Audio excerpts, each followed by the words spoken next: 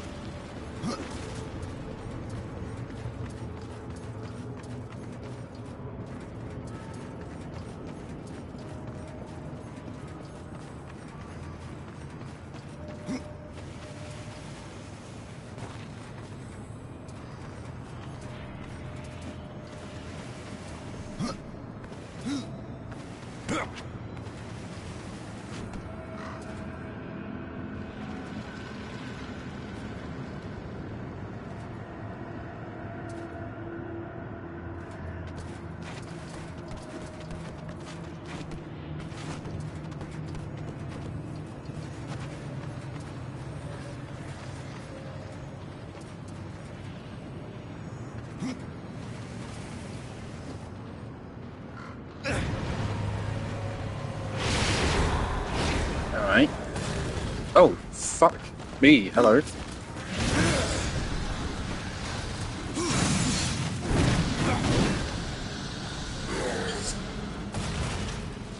That's some lucky crits.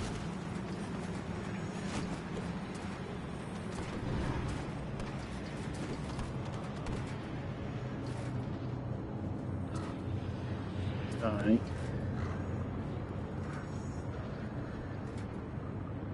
What's the point of this?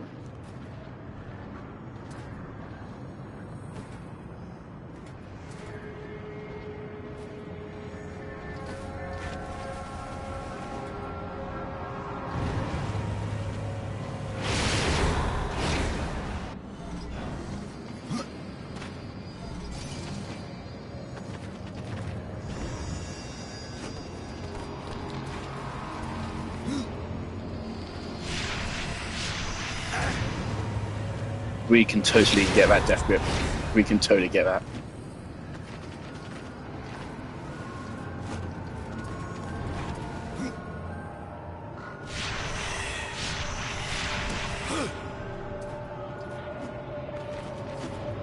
Okay.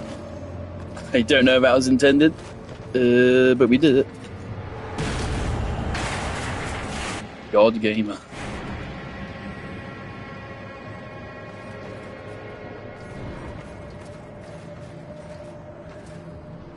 Now, how the fuck do I get back?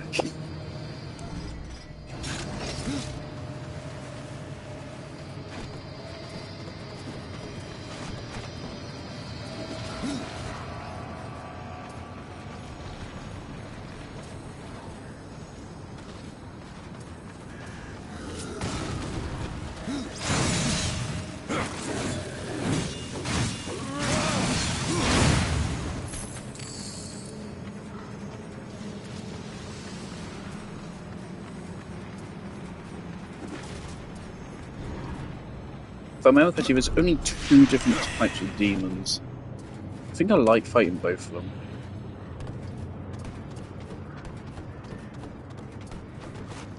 Oh shit, there's the third guy, the guy with a big bucket.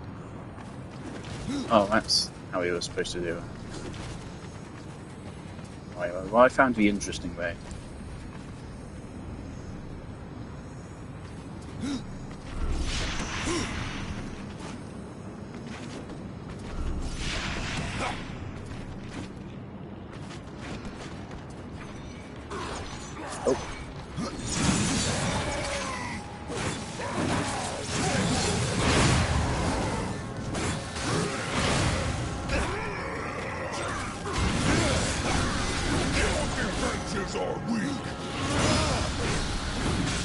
How are yours?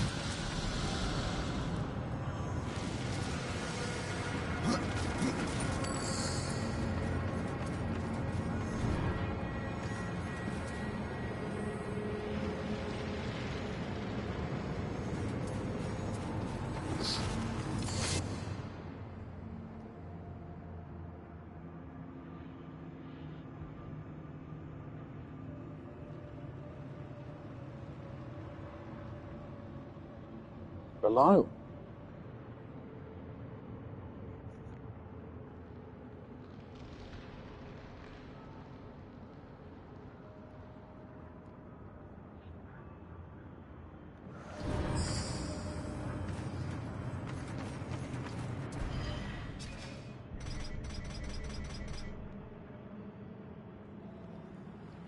Minus 50. What?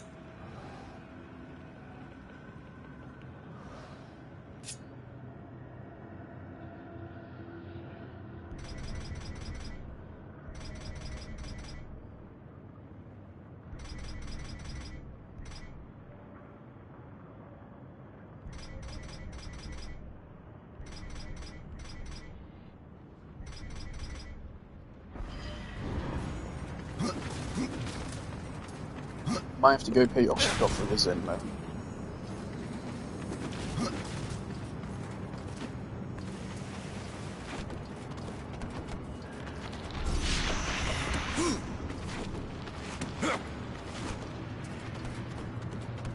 you think anyone's ever set a speedrun world record without realising it? Or they just played through a game casually, or they thought it was casual, and they just so happened to set a world record.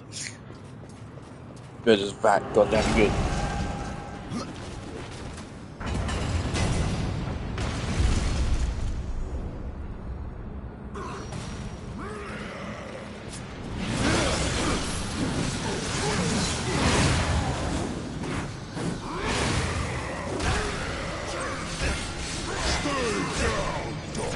This guy can stun lock you.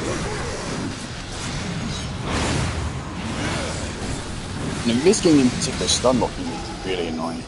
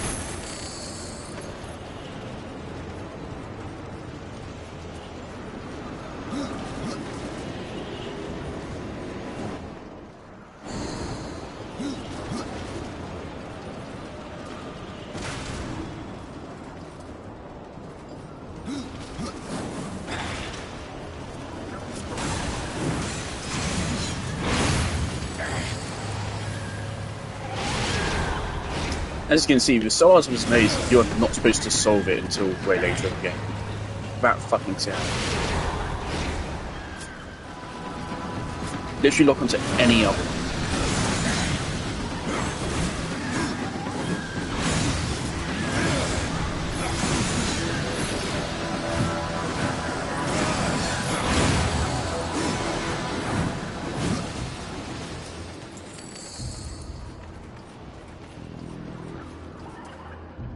Okay, they died somewhere.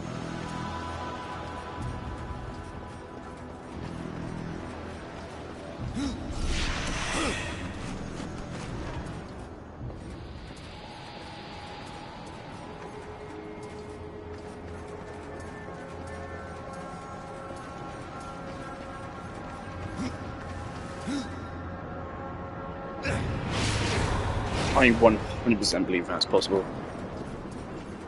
It might be pixel perfect timing, but that absolutely looks possible to me.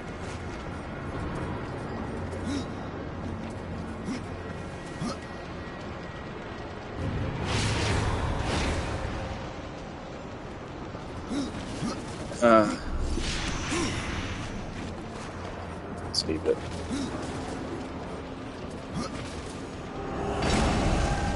See, when I've played a game this many times, part of the fun is seeing how hard I can break it.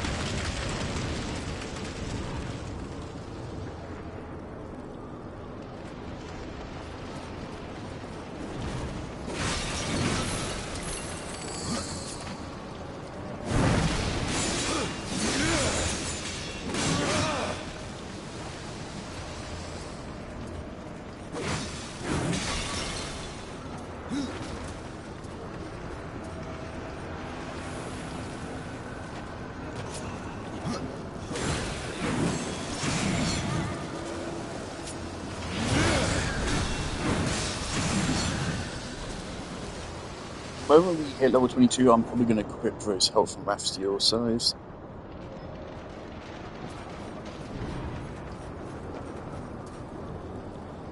There's a stone bite in Sutra.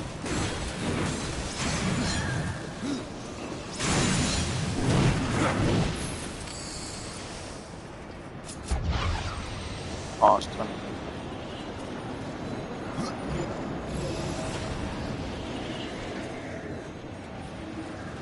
Or maybe not.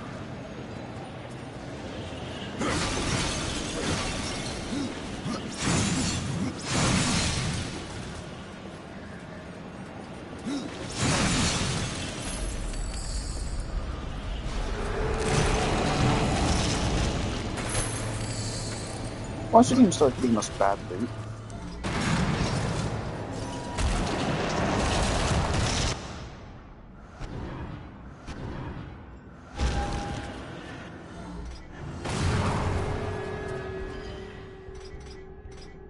Throw armor. Yeah. No. Nah. That's not all that.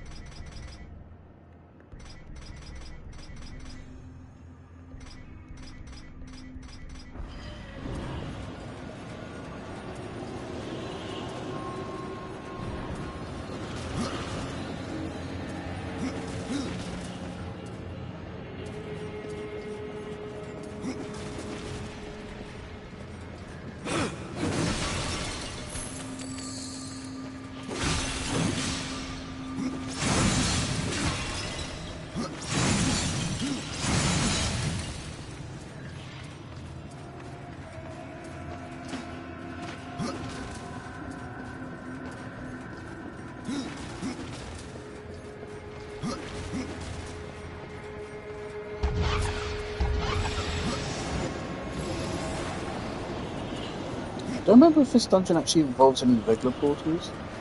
Oh no, it does. I remember one. Yeah, at least one.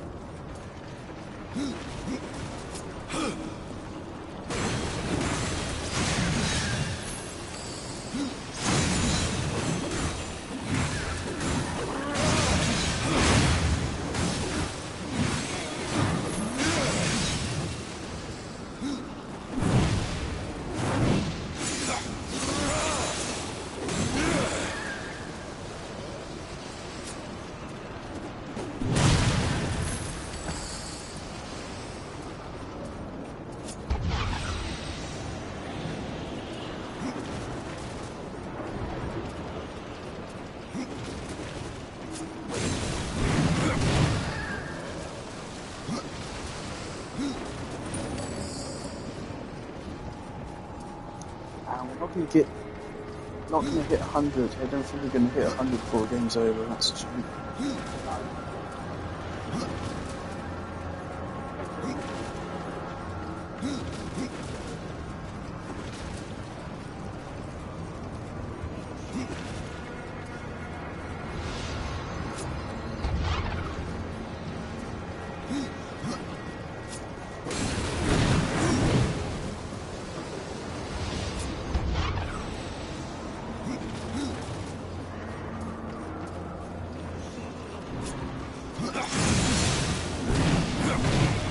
I love that glitch. That's such a fun glitch. Just so fun.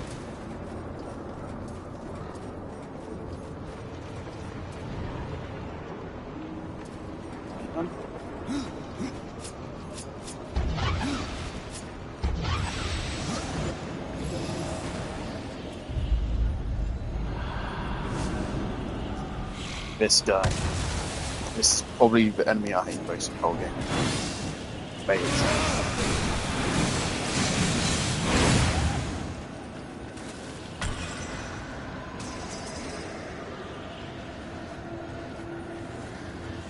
Okay.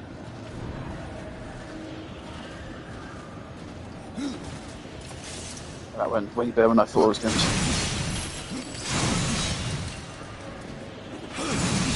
They're just like the last guy, but instead of the last guy just summons zombies, which is really easy to kill, just slightly annoying. That guy summons the fucking sun, and if the sun hits you, you die. That's basically it. He's the single most lethal enemy in the game. I've been kind of taking the piss when saying the dogs are. To me, they can be. There's a little bit relative.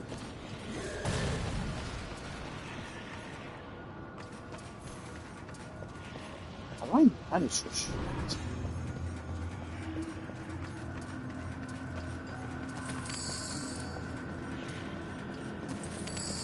I also like how this basically kind of gives us a position on why black corruption crystals are just old ones, which are now like taking time to fully develop.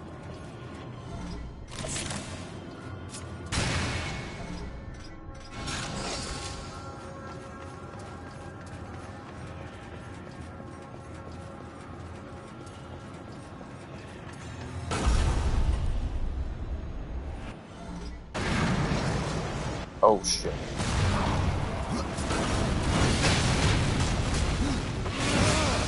We got hit by one of them.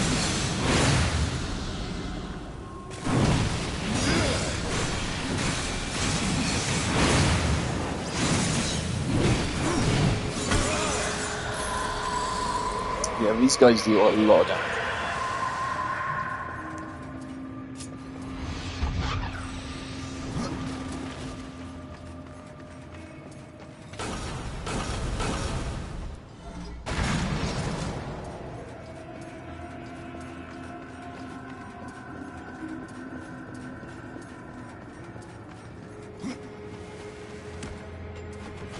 We should go back that by Rings Point 5 to get it.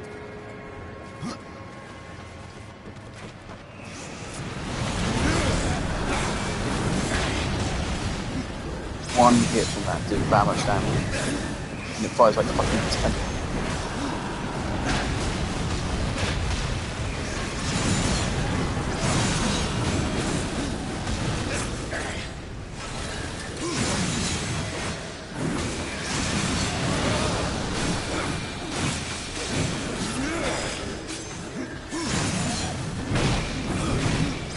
Why does it just feel like stun locking the dimension so far?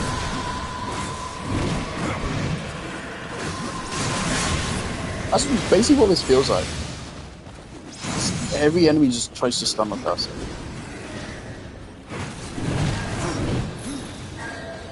Oh, great.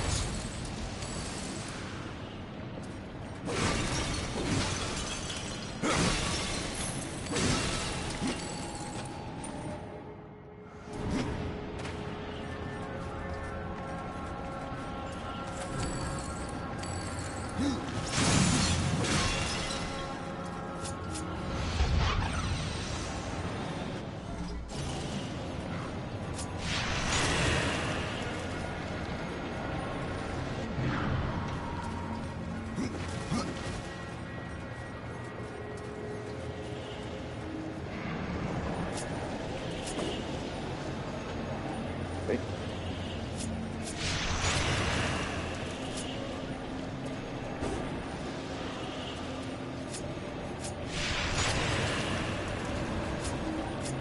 Game, I don't know if your targeting system is working properly. If you can't get this to work properly, the puzzle's impossible. It's a game I need you to cooperate here.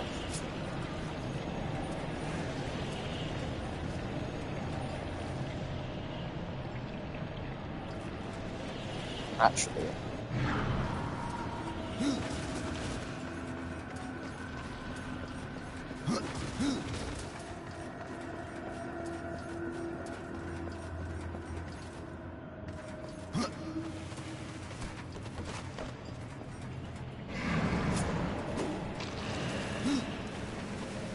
It's the most bizarre way to fucking sidestep a puzzle. But it works.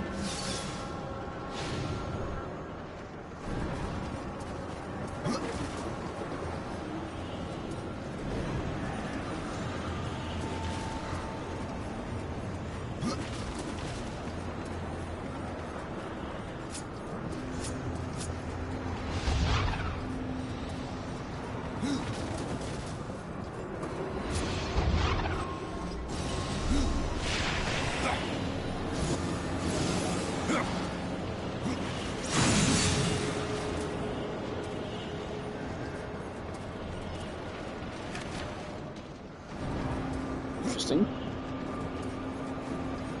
Use the same hiding spot twice.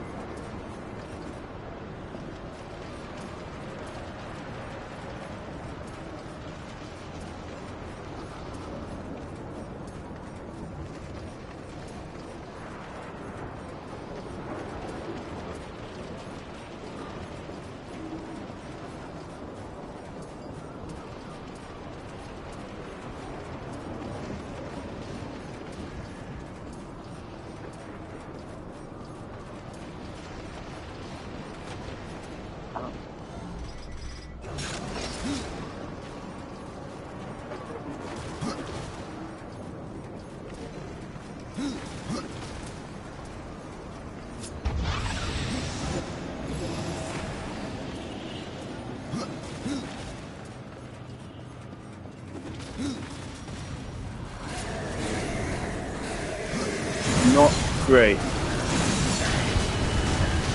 Really not great. Really not great.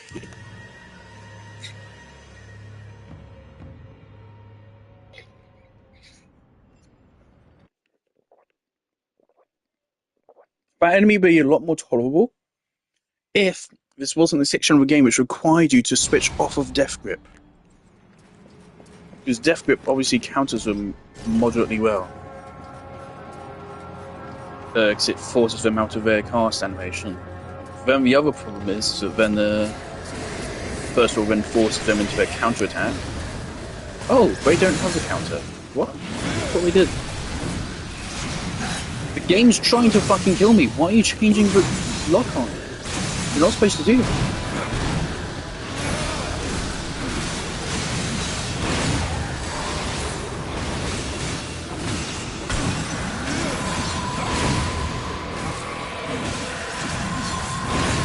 I mean, that's how that fight should go.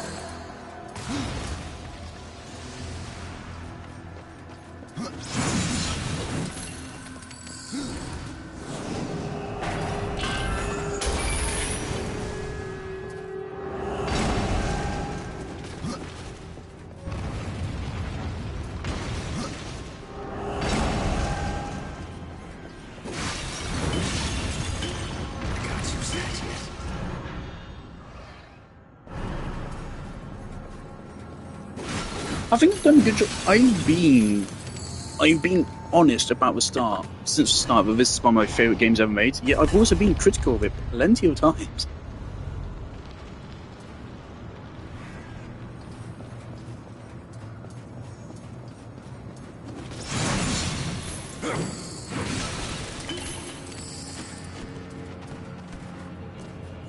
I think I've done a good job of being critical of this game.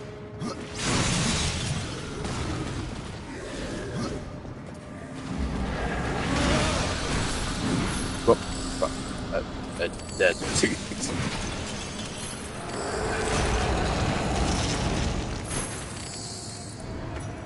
Moment I thought I was so possessed.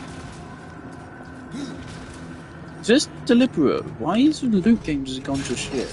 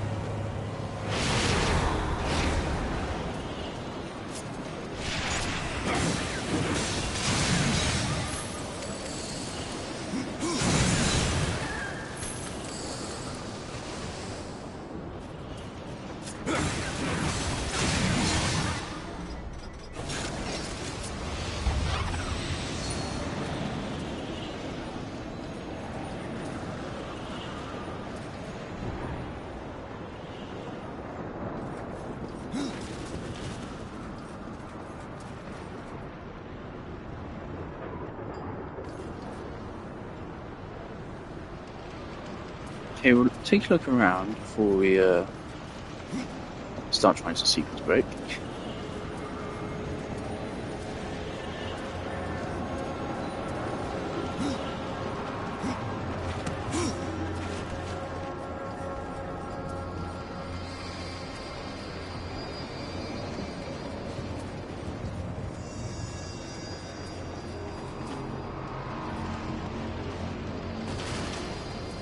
Okay.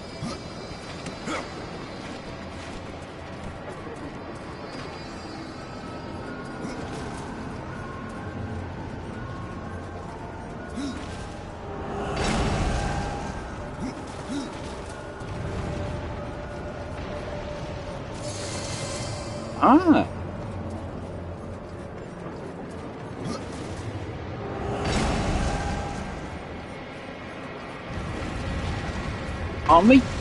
Isn't it a pair of scythes with fucking gnomes on them? Okay. I wanted to put my Ostagoth anyway.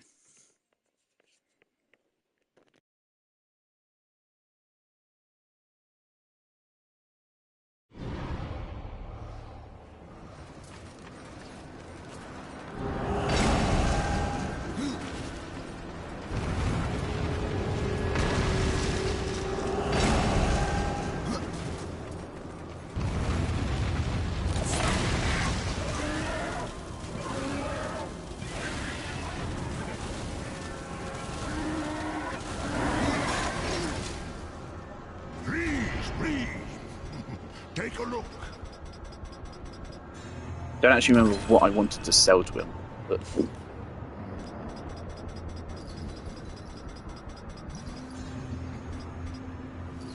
Yes, I'll make good use of this.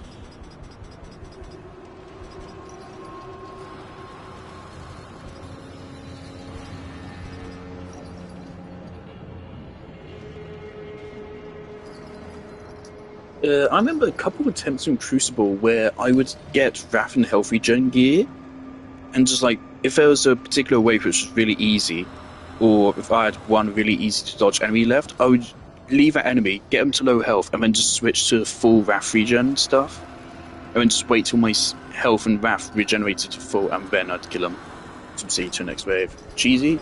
Yes. Intended? Probably not expressly intended, but I doubt the devs are against it.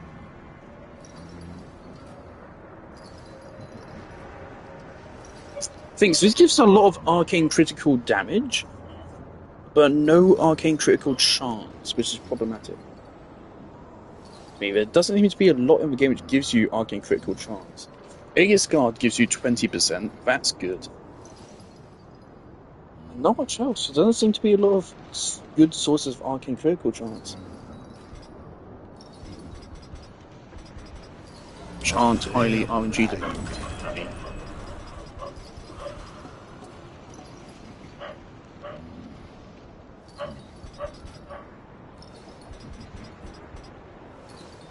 Let's be honest. Okay, let's just get rid of these. I'm not going to use these, am I? So let's just get rid of them. Now I might use those, so keep those.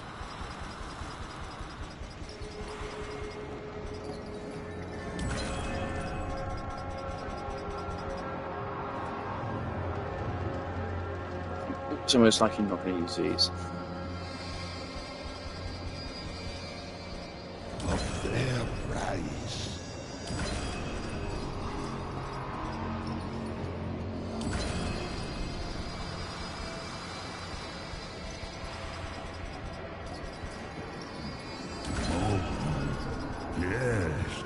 Good use of this.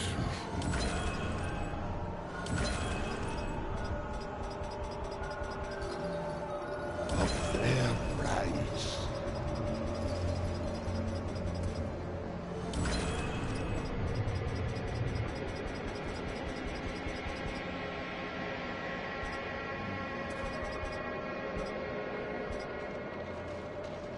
Yes, I'll make good use of this. Keep Goldwinger. This does give us 25% arcane critical chance, so... But also granted, I did just get rid of... It does deal frost damage as well, which means it will freeze enemies. I think. It was the other way around. I always forget with ice and frost.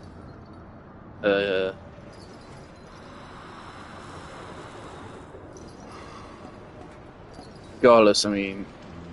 Yeah, let's just get rid of them. Just get rid of them.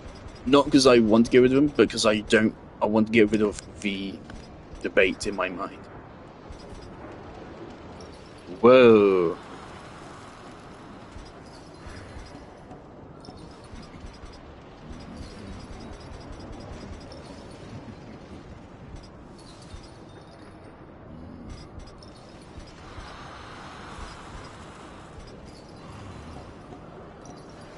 Oh, is that just an outright upgrade to what we have right now? That's tempting grand in that case. It's only 68 grand. Could round it up to 69.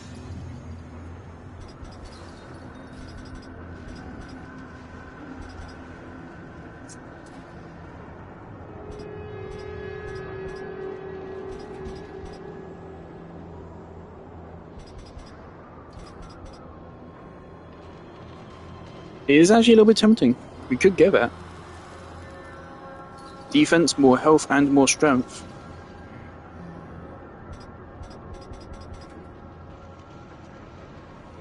Oh my god. Okay. So of course I just said, oh yeah, there's no sources of arcane critical chance. If we went with this, and those weapons we just sold, and we had Aegis Guard, we would have over 70%.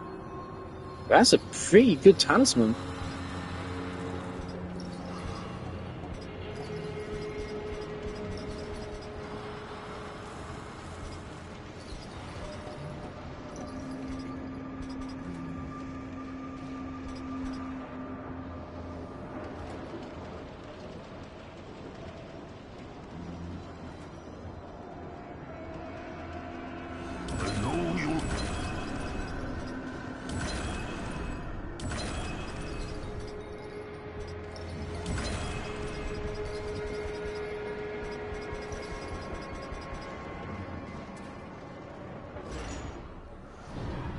Game. Game, I know. I know. Right. I want to just test these to see how like red damage actually is. But most likely we're going to just switch to these. But we will lose the ice damage, which is actually a pretty big deal.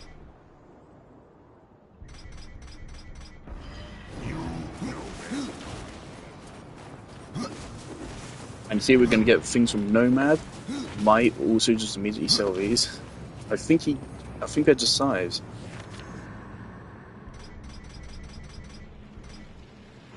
Oops.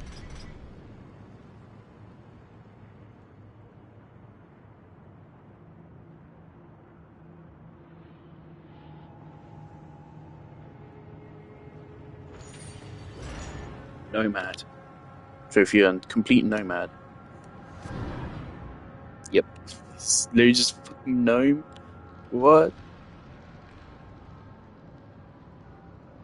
Each strike has a chance to channel a random elemental effect into its victim or to simply blast him back with a wave of mischievous force. You mad? 1162.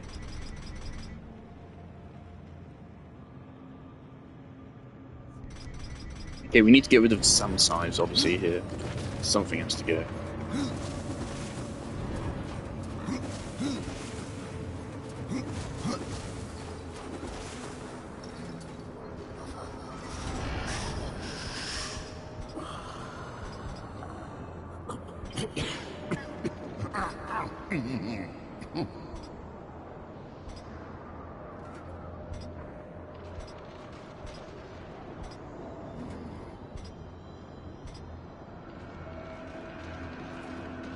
Oh shit, these have refs. Okay, definitely don't get rid of those. I never noticed that. Okay, we do have something with Raf Steel. Holy shit, I didn't realize that. Yeah, I think just get rid of the greens. Yes, I'll make... We do have something with Raf Steel. Holy shit.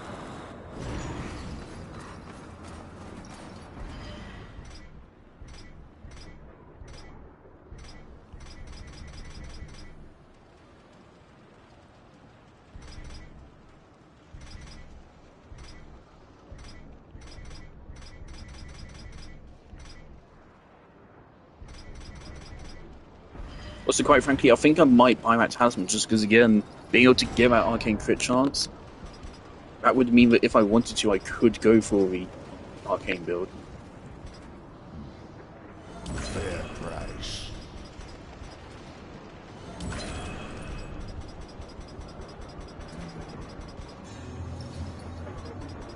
Still got talisman from level 8. Yes, I'll make good use of this.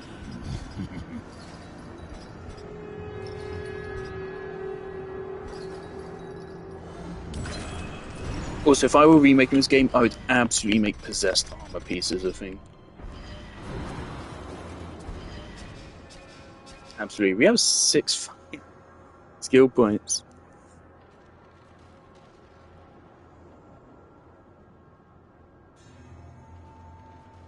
I'm thinking probably just upgrade Harvest. So I feel like Harvest could totally, if you get that crit, which with Unstoppable is not very hard. 25% crit rate, 45, and then plus whatever else you have, is going to be more likely to crit than not. That could potentially just wipe out a crowd just like that. Oh, increases radius.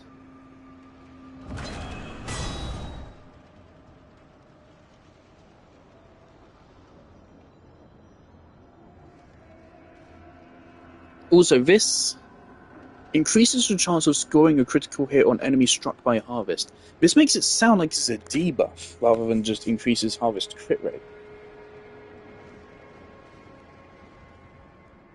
Could that be the case? I'm tempted to Google that as well now to check that.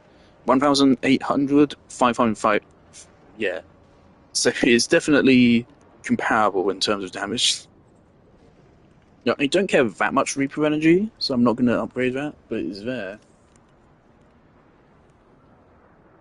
That arcane, again, that arcane does boost our damage. Not to a huge degree, but it is there. So that would be good to boost. It would boost just lightning damage. Again, I got my lightning damage because I think it'd be good for clearing trash. Or just extra chip damage. I think it's pretty good to have. I mean, it's not. We're running out of alternatives. We've actually got an abundance of skill points for this playthrough, and we missed two. Mind you, we missed 2 skill points. Soon we're going to get another one. There's not many other things we can pick. Again, there's no real point in having more than 4 spells unlocked. You could have the entire grid unlocked, I think. We put a lot of effort into them, did New Game Plus and shit. You could unlock the entire skill grid. I doubt anyone's ever done that. But I don't think you really... You can only assign 4 skills here at once.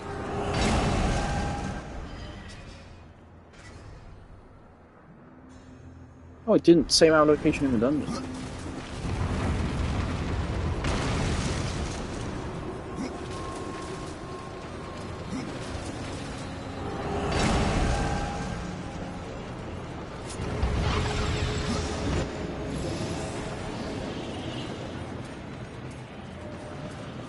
Bit of a now mean if we wanted to, we could now actually go for a Necromancer setup. We have what we need to do it. So that could shut up any Necromancer doubters. Or people tell me I'm wrong for saying Necromancer sucks.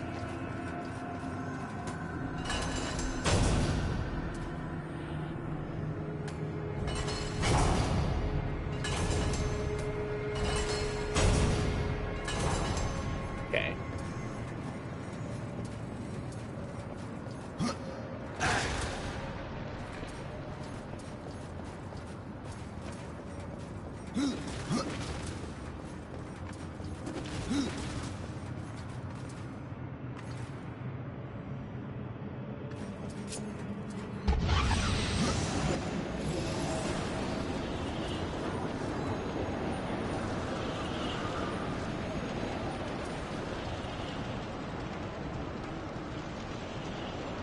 I'm not leaving behind a Book of the Dead page. I am getting that. Looking at the map, I don't see like anything faded out there. Oh.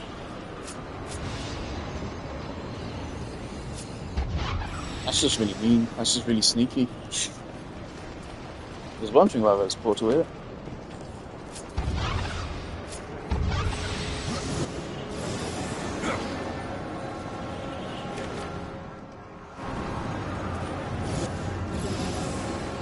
Like 5 of 10, so we're not missing a lot. That might be the last one in the game. Is this the end of the dungeon? Ah, fuck it is. Yep. Okay, well, here you go.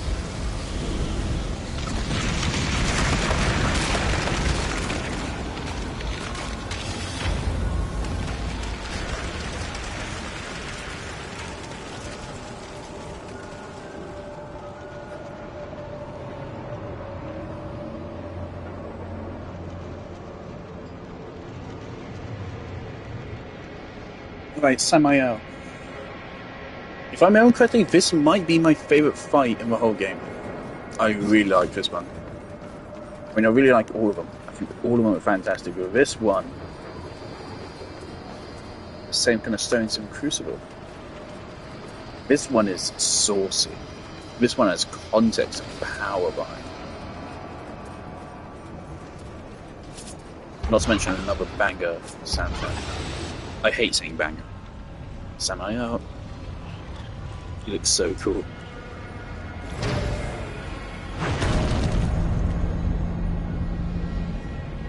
So, the Charred Council sends only one horseman, even to the past. No, this visit is unsanctioned. In fact, no one knows your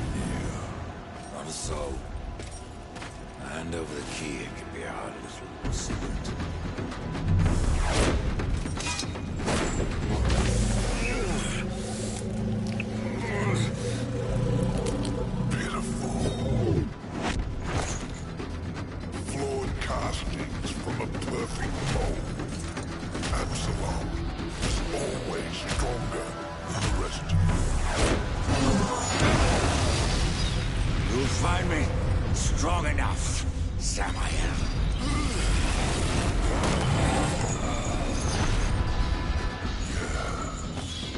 You have overcome many obstacles to stand here before me. He has just similar markings on his shoulder. Sometimes the hero dies in the end. Ask your brother. Will you surrender the key, or must I take it? Horseman, you already know the answer. Right, do you want Death Grip or do we want the gun? I like Death Grip.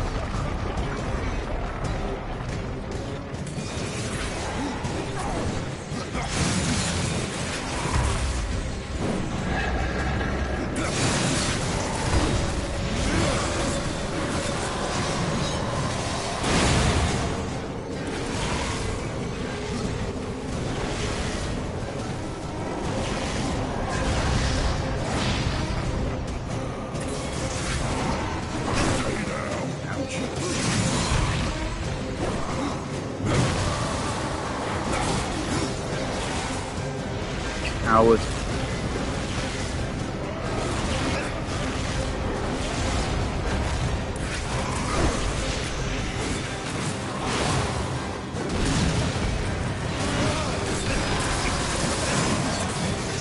Oh, God, that's a lot of... There's my punishment for not building any resistance.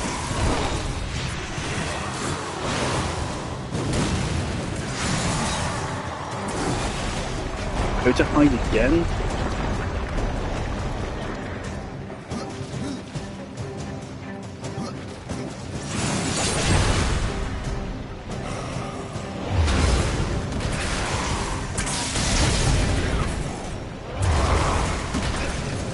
Did the circle there.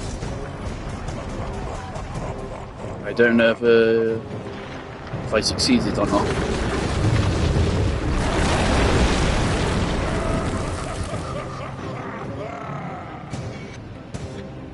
Oh, phase 2. Phase 2 music, alright.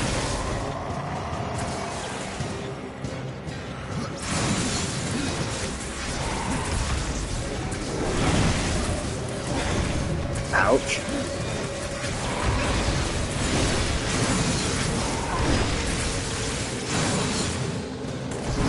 I don't want to die. It's not a crime to use a health potion.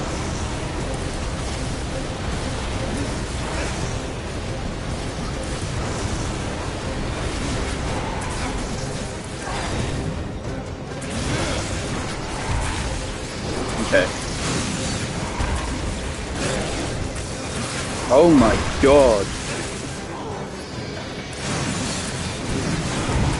So many iframes.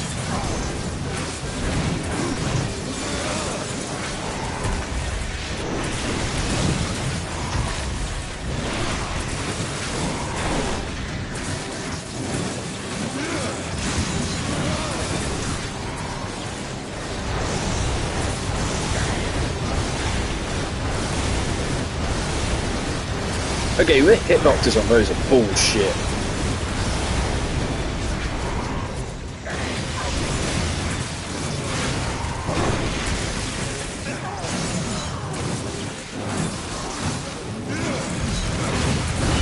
Oh my god, we got him.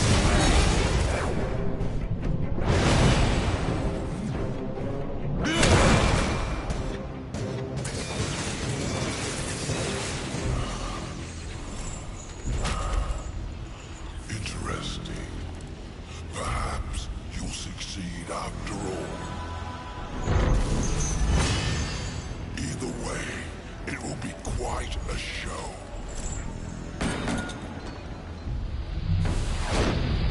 There it goes. The man has like 1 minute of screen time.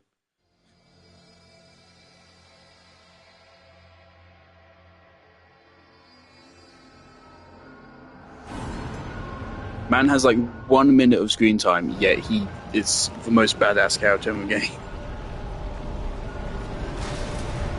Oh.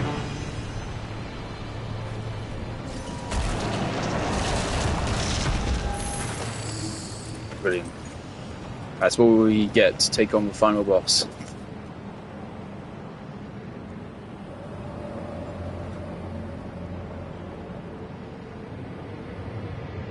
Get past 15 minutes.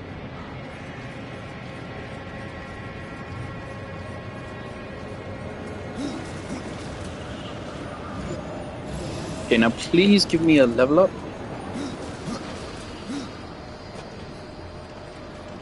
I really want it.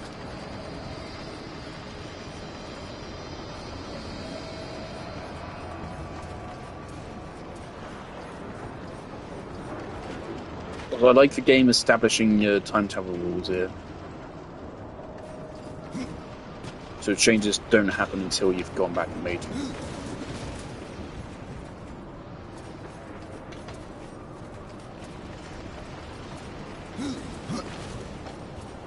And also, because we visit Samael across fucking time and space, and he fucking knows. He's ready for us. He knows it's us before he's even seen us. He knows when no one knows we're here. It's fucking wild. Anyway, that's this dungeon done.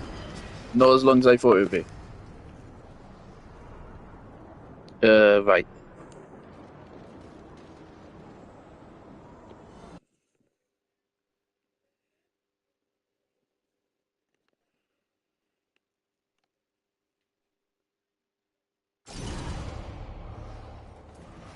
Yeah, but he really did kick our ass a little bit, didn't he? That was bad. It was mainly those fucking flames, I think. All new items from lands near and far. No. I want. Alright. Please, Crowfather, level me up.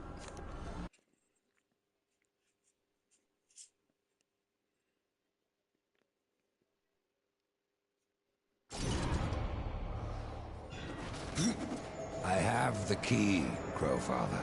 Then at last you may enter the Well of Souls. But once undertaken, there is no returning on this path. I've come this far, Crowfather. I'm not turning back. Then be warned, Rider of Death.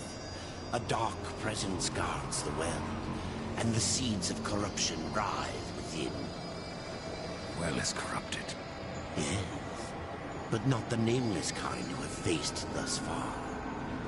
No. Corruption has chosen a champion, a voice to sound its clarion call. Then I will see this finished, here and now. Remember what you have learned, Rider. Corruption is the end of all things. Even death. Tree, the keys, the well. Why do I get the sense you are testing me? You test yourself, old friend. For what you've done. For what you had to do. And now you face the ultimate test. Will you bring death? Or give life?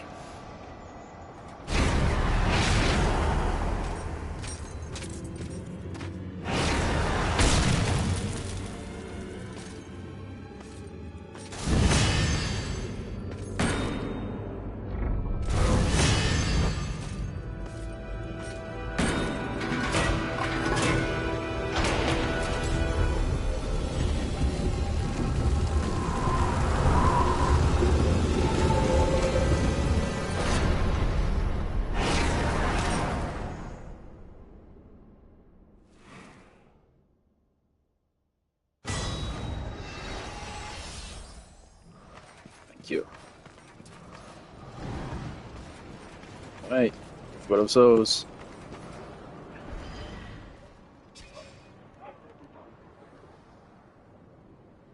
I think we just go.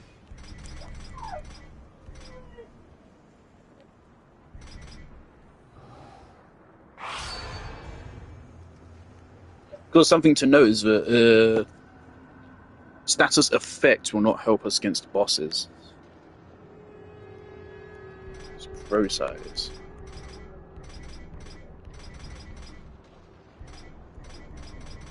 Or we swapped to Necromancer for a final fight in the game.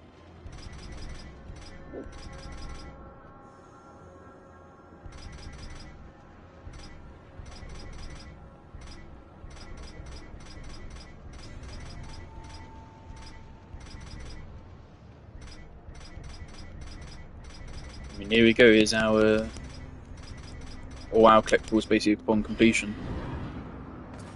I think we go. Size look cool.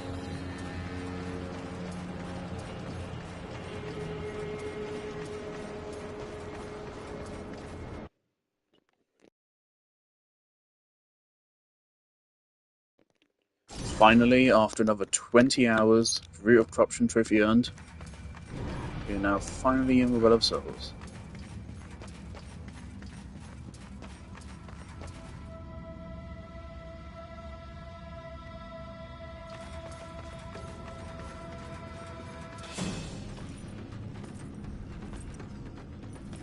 Have you ever wondered, Death, why you are untouched, while those around you wither and rot in the grip of corruption?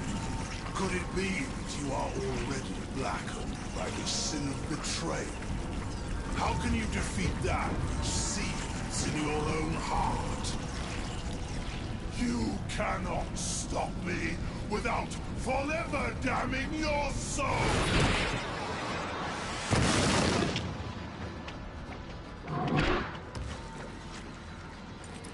This is one-shot kill the boss, basically. If I remember correctly.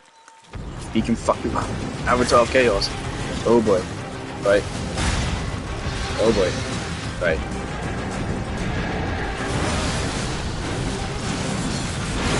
That is the power of Wrath Stealer.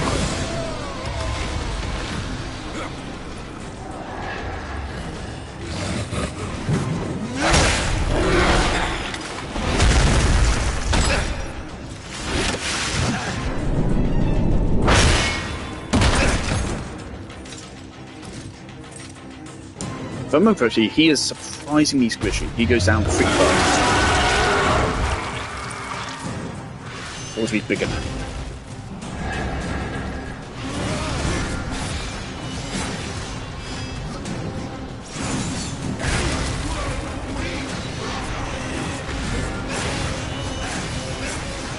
Woof.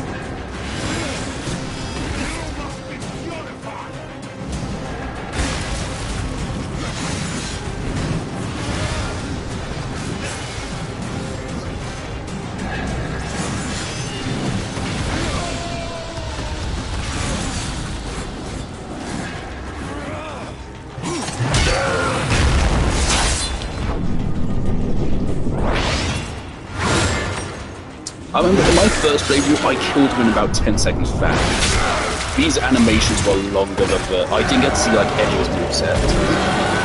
My first playthrough, I just got pretty lucky, I think.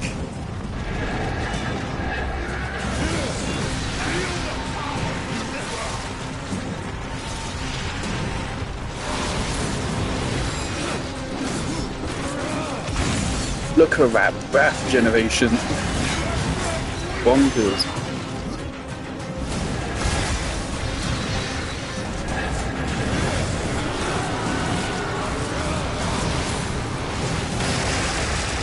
Oh, that can't be good. Oh dear, I pressed circle. Press circle. I press circle. One back.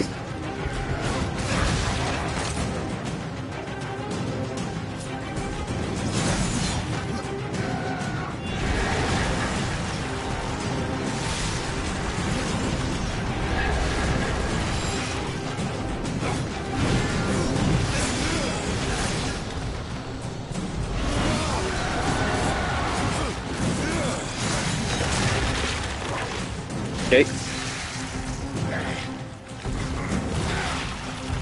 Oh god, don't tell me he kills me because of that. Please give me... Don't tell me that's a forced kill. Okay.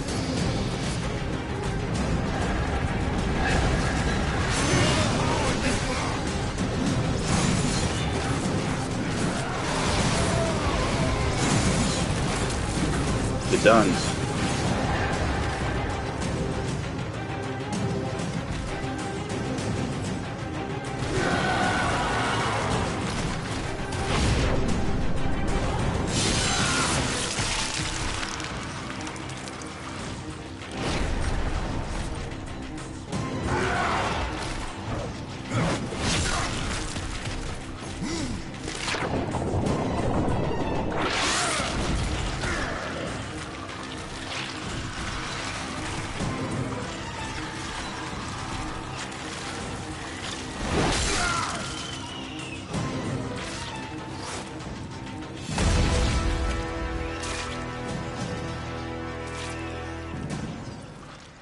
Take my hand once more, brother.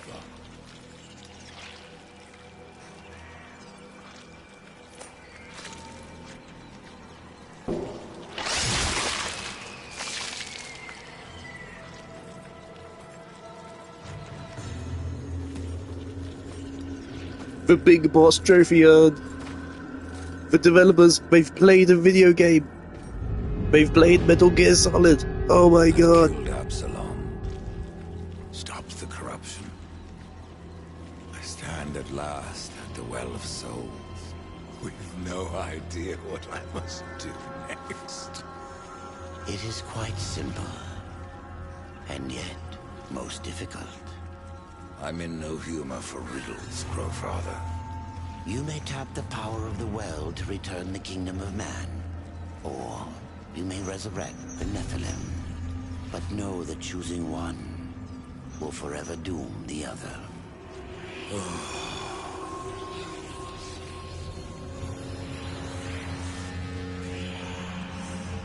My brother War.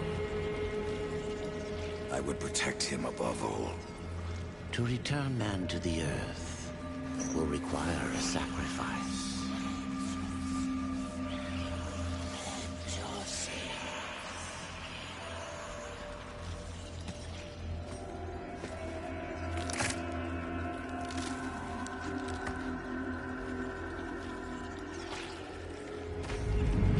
Thus from death came life, and the seeds of humanity will be sown. But Death's journey was not ended. On the shattered earth, his brother War had slain the Destroyer. You will be hunted. The White City for certain. The Council, and there will be others. You would wage this war alone? No. Not alone. War had broken the seventh seal, summoning the horsemen of the apocalypse. And the number of the riders shall ever be 4.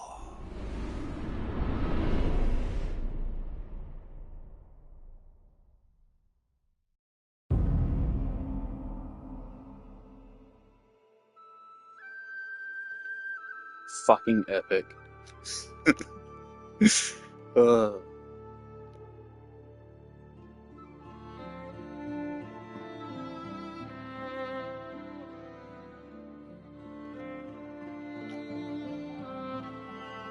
It really is crazy. The game is a little bit rough around the edges, but that's because it's this is a lazy, quite frankly, it is a lazy remaster of a 2012 game, which was made by a company which went out of business like a couple months after a game released.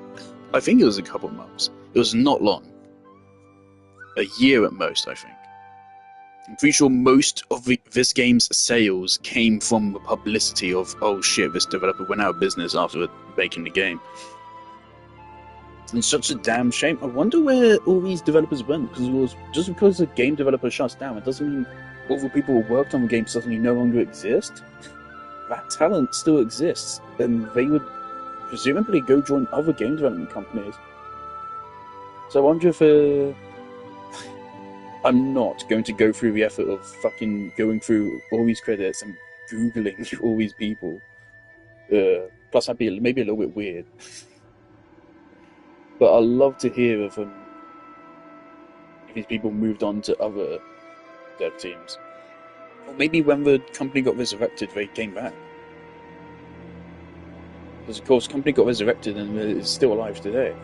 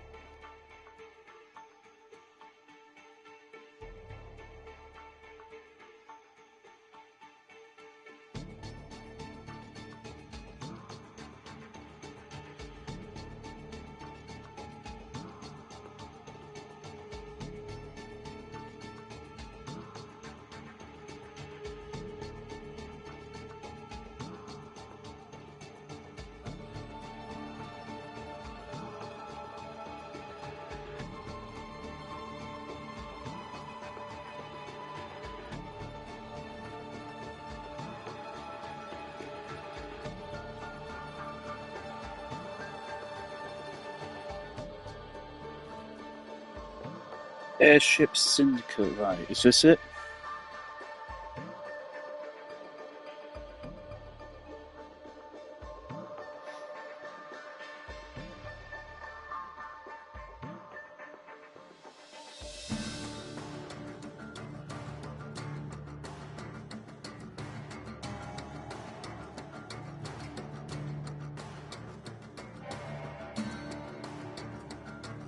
Right, so Airship Syndicate was founded by several ex-staff of this game after development after Vigil Games shut down.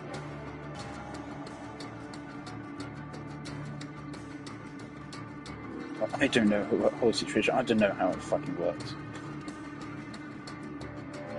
In whatever fashion, Vigil Games I think got shut down. Joe Madureira, sorry, that name. Closed by parent, most staffs moved to Crytek USA, headed by David Adams, and Airship Syndicate, headed by Joe Mad.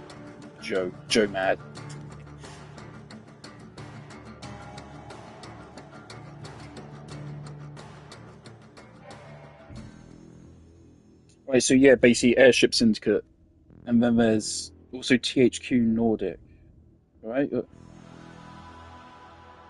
Who's in charge of?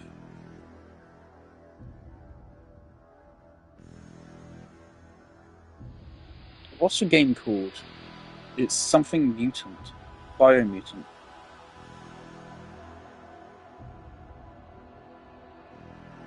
Okay, so THQ Nordic. So what? How does THQ Nordic? How's this?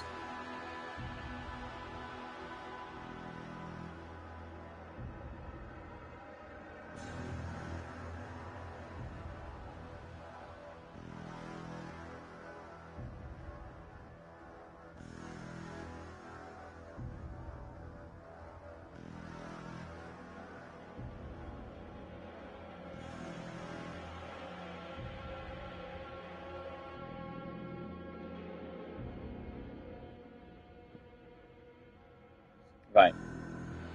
I don't understand how shit works. The history seems surprisingly complicated. There's a lot of companies and shit involved. Regardless, so what happened? Because I was wondering, because I knew that somehow the guys that DE partners with to make Varuna were involved with Darksiders, but I knew it was Airship Syndicate that made it. So I was like, how are Airship Syndicate involved with this? Because their name isn't. Airship Syndicate's name isn't anywhere near this game. So I don't see anything about THQ Nordic. Or who the fuck made this game?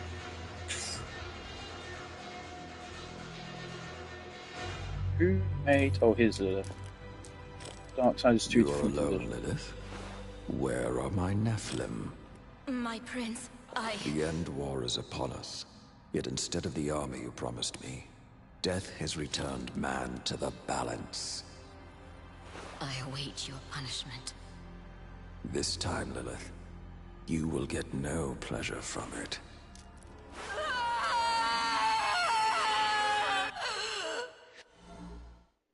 Nightmare mode. There's slightly cringe, to be honest. Darksiders 2 Definitive Edition developers, Visual Games, THQ Nordic, Gunfire Games, Kaiko GmbH. That does not help. You can't just list 5 to...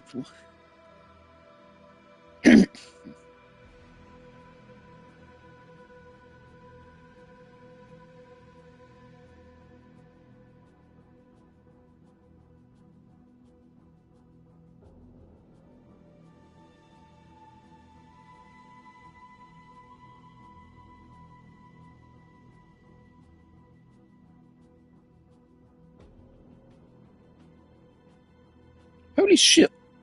Budget of 50 million, one of the most expensive video games developed of all time. That's probably not true anymore. 50 million for nowadays is chump change. Destiny was 500 million, wasn't it? But yeah, back then, 50 million. Waff.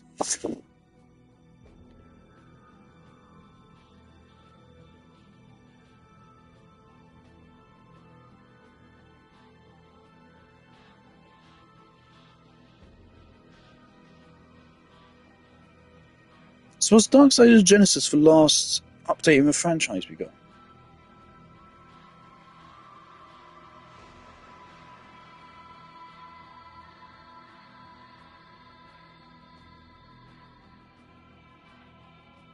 Also, so Darksiders Genesis was made by Airship Syndicate and published by THQ Nordic. So clearly, despite the fact they're even now like maybe separated, maybe they're still on good terms. I don't know. I don't know how it works.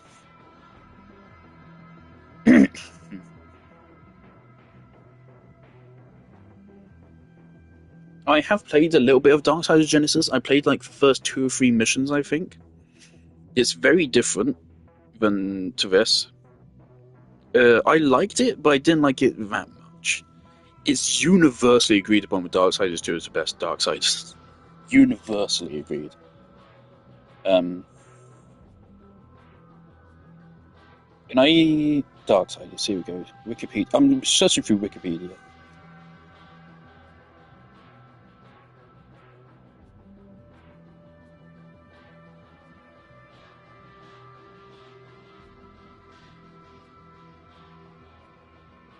Okay, Gunfire Games.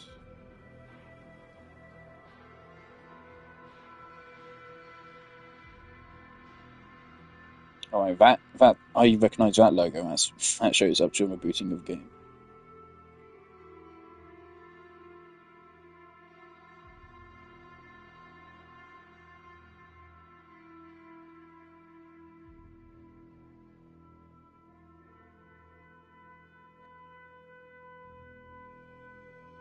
I said Darksiders Genesis was for... Holy shit, it's been 5 years. It's been 6 years since the last actual main Darksiders game. Hot damn. Also, in 2016, there was Darksiders War Mastered Edition. Is that even available? Let me check that. Because, of course, I have not played Darksiders 1. I've played the first... I played it for an hour, I think.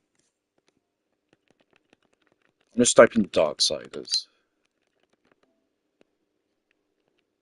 Darksiders 3, Darksiders Genesis. Oh, Darksiders War Mastered is also... Okay, so it is here. It still looks dated, though.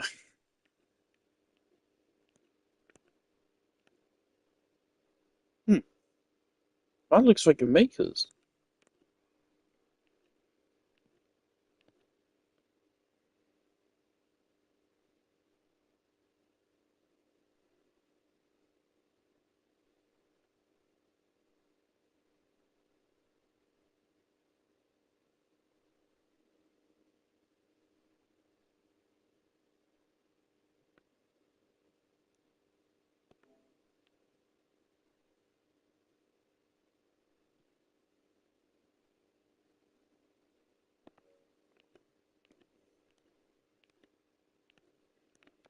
Okay, interesting. It's on sale right now for £3.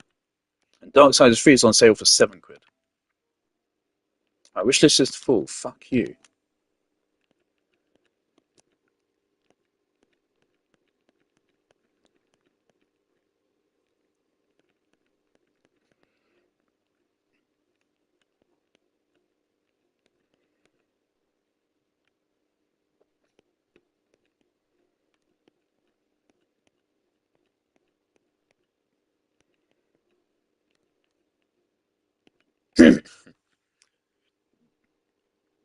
Let's remove Metal Gear Solid Delta. I'm probably not getting it. I'll watch a playthrough, but...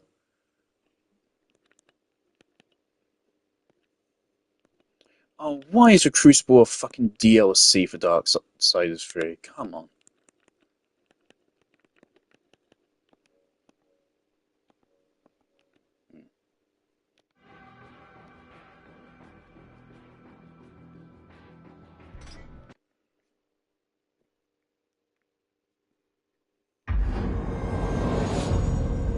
Right.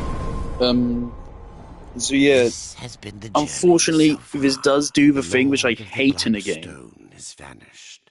I His hate smile it when this promise. happens. There is more to come. When you find complete a game strength and to then it's restore either the New Third Game Plus Kingdom, or return to a or save is it your before you brothers completed the who game. will emerge? I hate that. I hate that so much because to me it takes away from your achievement. It makes you feel like you haven't truly beaten the game. It takes away some of your satisfaction. I'm not a fan of it. No, this game does it. So, side quest wise, Soul Arbiter's Maze. I'm getting messaged by person I met on Genshin Impact.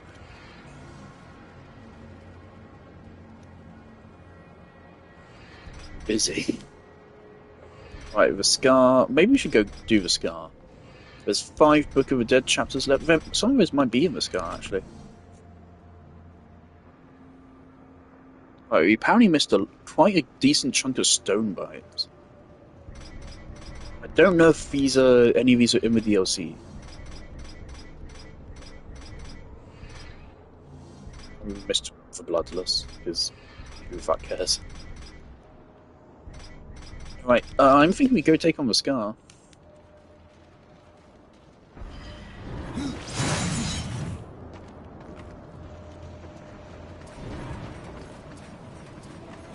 With the gear we have, I anticipate the Scar will be very short.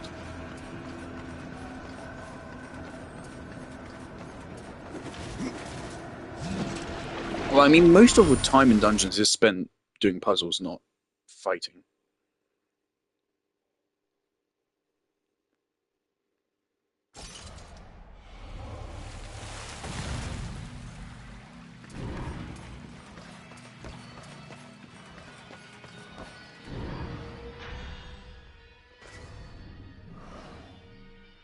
Before we go to a Scar, I thought one thing does change, and that's that you get a message telling you the Crucible is fully unlocked.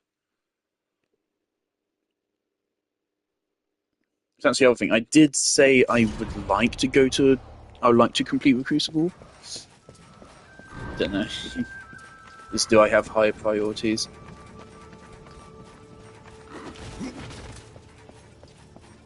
See, it is going to be hard, and there might be a point where it becomes too hard to be fun. So many enemies and shit with they pull them there. There you go.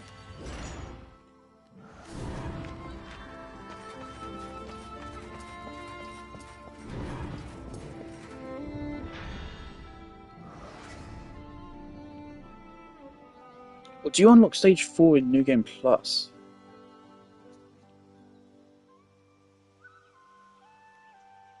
I hope not.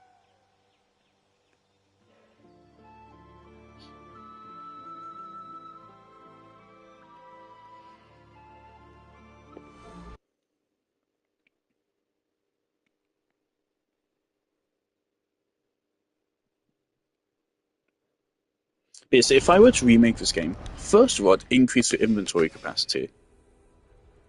Secondly, I would make it cheaper to buy weapons from vendors. Probably like cut the price in half. Yeah, I'd increase your inventory capacity. I'd probably make possessed weapons drop slightly more often. Not much more often, but slightly.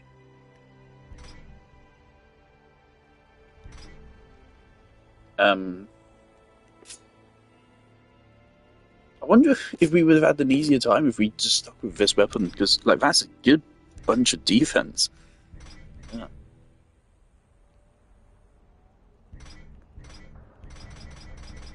I would have it so you can refight bosses in Crucible. I'd have it so these weapons somehow scale. Somehow, I don't know how, but somehow. I'd probably expand your skill tree even further.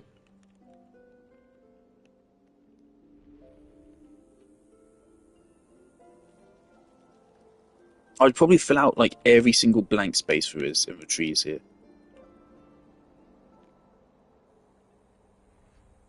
And also I'd rework for skills which aren't great to be better. And yeah, like I said, I'd add in possessed armors.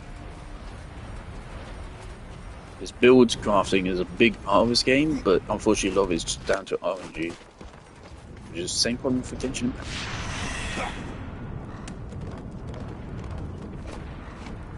One bit of praise I will give Honkai Star Rail is that it's not as bad at building as Genshin. Just because in general, Honkai Star Rail is not as strict when it comes to building characters. For example, one great thing about Kafka teams is that you don't need any crit rate or anything. You don't need any crit value, just attack. Attack, attack, attack.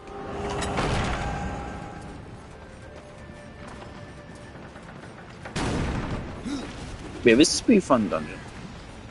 Very fire themed.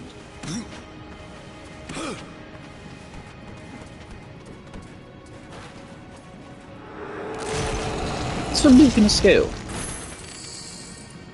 Yes.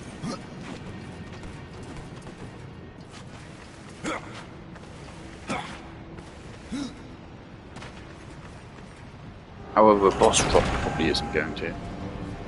Oh god, I'm getting... That's just what my Genshin fan. Gorn will crush you! I'm gonna message the other guy, it'd be rude to leave him hanging. Oh, never mind. Yep. Yep.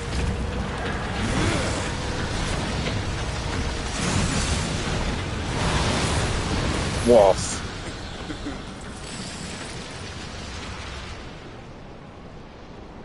Also, you can see there, those are corrupted guys, I think, because we're coming in late. They're buffed. Sorry, I'm streaming Darksiders too.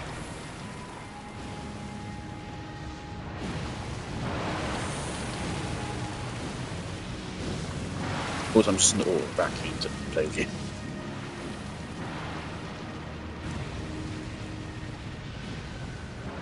I have a friend. Let me preface this. I'm not saying this is an insult. I'm saying this out of like genuine curiosity. I have a friend who has like multiple Genshin accounts, and by multiple I mean like 4. And on each of them they've played through a game, and I just don't get how he can do it. One thing is it gives them a lot of freedom, but you don't have to worry about if they can get a character or not. Cause, I mean, they have 4 different accounts, all fully loaded with primos to get the character. So chances of them missing a character they want, they'll get them at least one of their accounts. But like, holy shit, Genshin Impact is a really good game, but I could not stomach maintaining like 4 different accounts of it at the same time.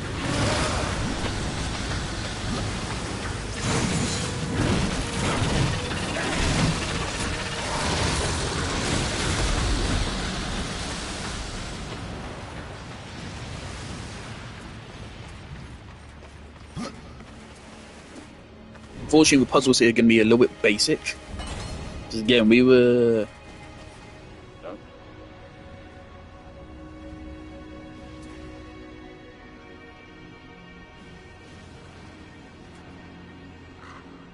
One moment.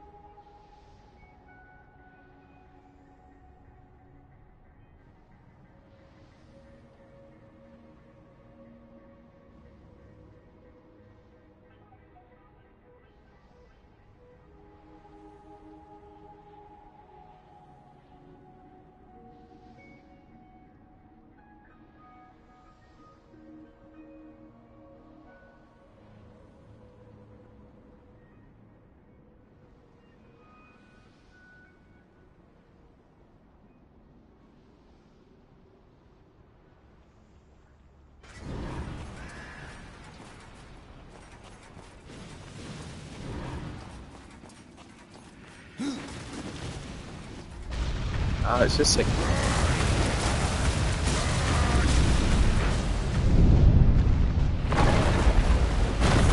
So it's just like that one dungeon segment before, but I think easier.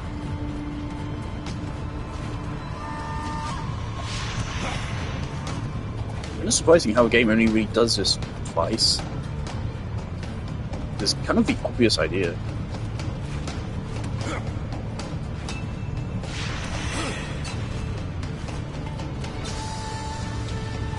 I really like this moment right there. That just looks so cool. Oh fuck, we're dead. Dead. Yep. Dead. Hurry up. Alright, we're good.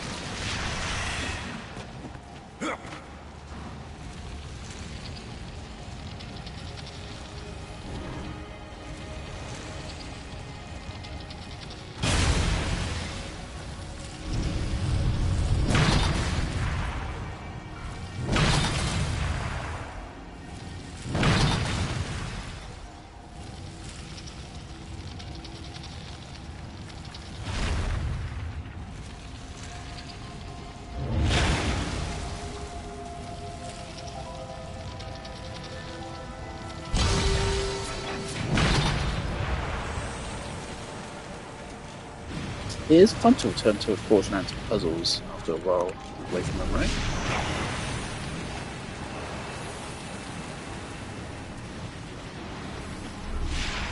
Wait, I want to talk about, like, oh yeah, what do I think about the game? First of all, I'm still playing it, which just feels weird. This guy can be executed for some reason.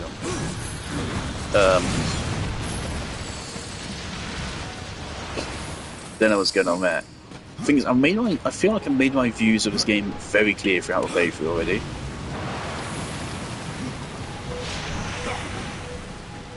I think this game's loot game is fantastic. It is brilliant. And it is, I would say, quite simply the best ever. And I don't think any game since has really beaten it. I think Borderlands maybe comes close. So Borderlands 2, it doesn't have the same mechanic as possessed weapons, but Borderlands simply allows such wacky shit to happen. The problem with Borderlands is it's entirely based on RNG. It does add to a thrill to getting loot, but it also means, you know, it's entirely RNG. Whereas, of course, here in Darksiders 2, you have quite a lot of control, actually, over your gear. If I wanted to, I could go get a possessed weapon from Volgrim. I'm just choosing not to, because I want to save it. But I've had the ability to do that for quite a damn long time. I've just chosen not to. Again, it's another case of a quarter thing in case you ever need it. And then, of course, you never end up needing it. Death as a protagonist is one of my favourite gaming protagonists ever. He doesn't have like a super emotional arc, but I think he's a perfect like non-emotional arc character. To me, there's two kind of different kinds of protagonists. The kind of protagonists which you get really emotionally invested in, and you really love for their own journey and their own arc. And then there's the protagonist which pretty much just exists as a vessel to carry the story forwards, and or maybe be a self-insert for the player. That's what Master Chief is up until Halo 4. Though he still is that after Halo 4, but he's kind of less so. He's more... After Halo 4, Master Chief's kind of on both sides. What the fuck am I doing here? Game?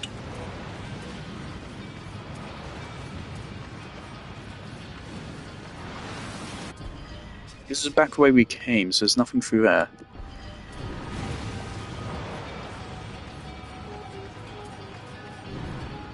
That's what Master Chief is, that's what Lara Croft and Tomb Raider is. There's a lot of gaming protagonists like that. That's probably why a lot of people think gaming is not a storytelling medium. However, I think Death is one of the best of this kind of protagonist. Because he's just really compelling on his own. He works as a self-insert, because a lot of the shit he says will just align with what the player is thinking. So he absolutely works as a self-insert. Also, the game never shifts perspective away from him, which helps.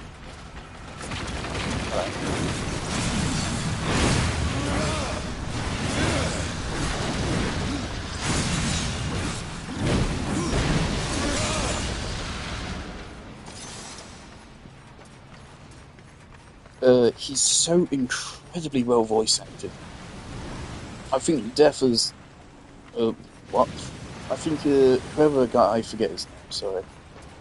But he's the guy who did The Crow in the 90s. And a couple other things. He's not done a lot of things. Especially not recently, it seems. But this is, I'd say, one of gaming's best voice acting performances. He really is a character. He did a damn good job.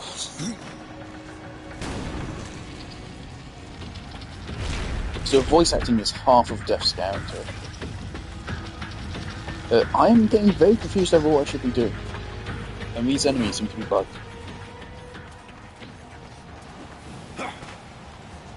It feels like I should be able to somehow get this guy into that room. But I can't.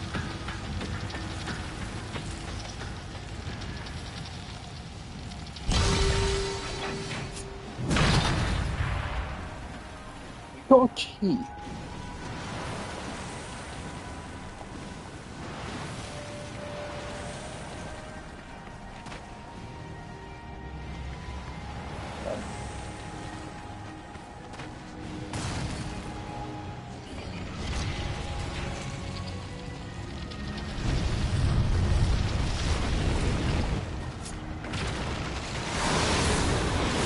5,000 damage crit, and that's not even with unstoppable. Oh my god. Okay. Yeah, so Death as a protagonist is great. He is fucking wonderful. I'm emotionally invested in him. But only just because he's so fucking badass. He's just great. He's a really well done, edgy protagonist. What the fuck am I? Oh. Yeah.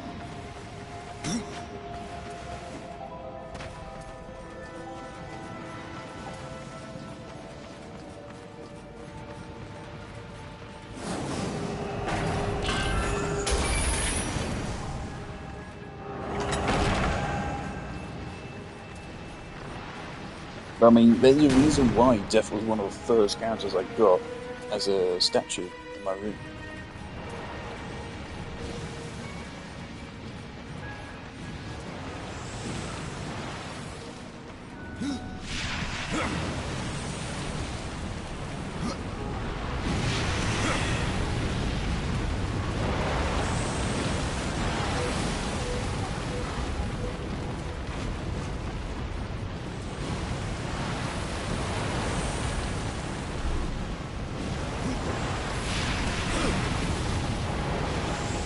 The gameplay of the game is generally fantastic. There's some annoying enemies, but then again, there's probably other people who love those enemies, so...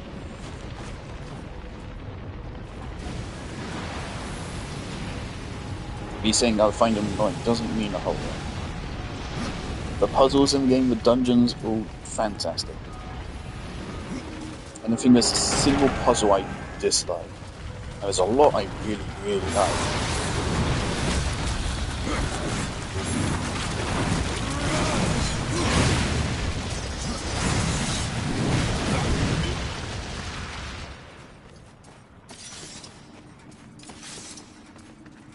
The loot game is mostly fantastic. I just think the inventory should be a little bit bigger.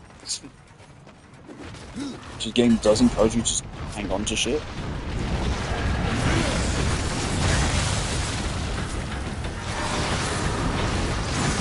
$6,000 damage, 7,000 damage, 9,900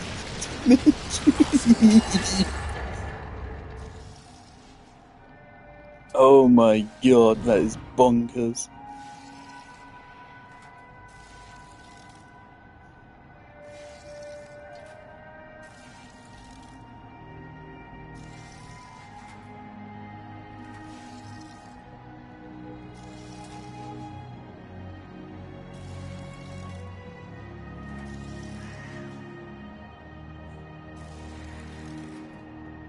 Is there a damage cap in this game?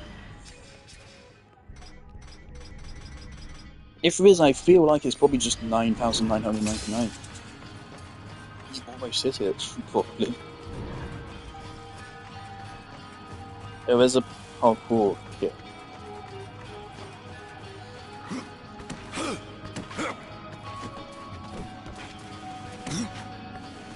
The collectibles are all lovely. Maker's Chronicle quest. The game, 20 hours long. Pretty much all of my playthroughs seem to clock in at about 20 hours.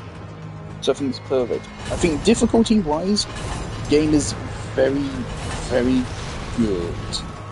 There's sometimes where I think it's a little bit iffy. I do think the difficulty spike upon entering Lost Light is a little bit funky.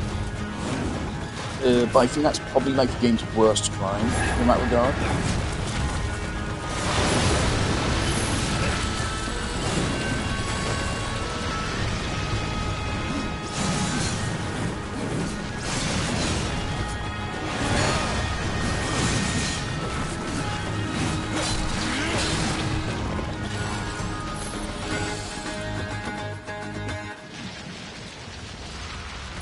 The game's combat is, not only is it just well made, like it's fun, but it's visually stunning as well.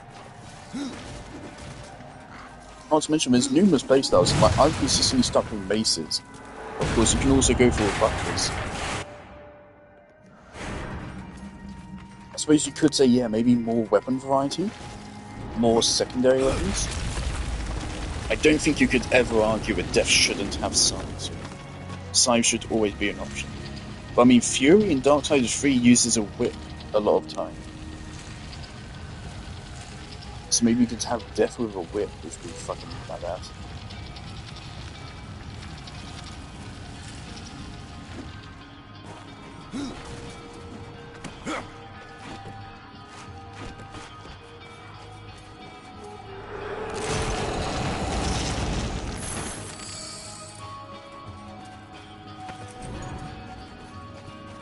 You could argue, you could say maybe instead of having it be bound to buttons, you can maybe have a wheel like Doom for selecting your spell, and that would allow you to use more spells at once.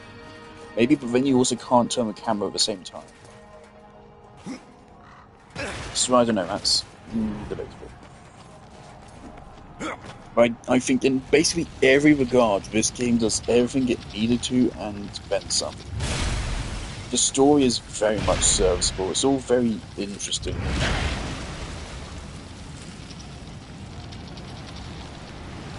It all just works.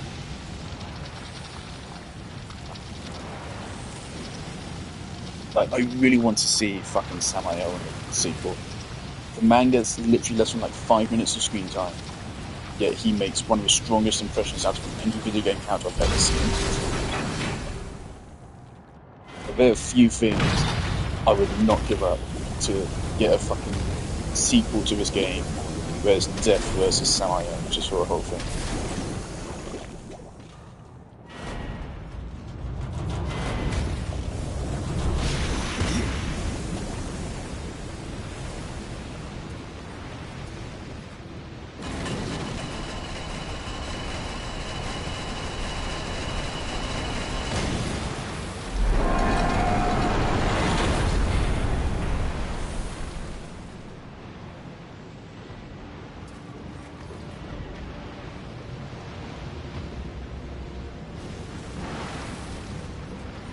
I've seen other people talking about like how this game handles the fantasy setting. I think it's great. It's people firstly point out it's very cartoonish, but the game treats it all very seriously. It creates this odd tone which really works. Like for example, the dungeons don't make any fucking logical sense. Why was all this built this way? Why is it all built to be puzzles? It doesn't make any sense, but it works with stupid fucking dumb fantasy setting. It's all internally consistent, and that's what matters.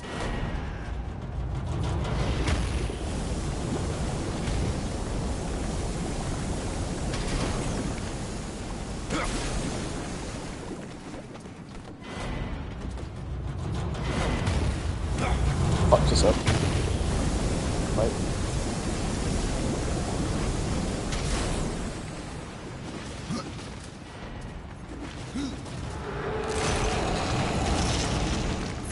This game, this is Definitive Edition, so this is only 9 years old, this version of the game. But it's not all that different to the original 2012 version of the game. That's 12 years old. And for that, this game looks really good. And also, just this game is aged very well.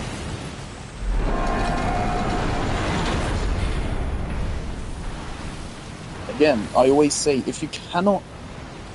Realistic graphics are really problematic, because if you don't nail them, and very few games actually manage to nail them, if you don't nail them, they look awful.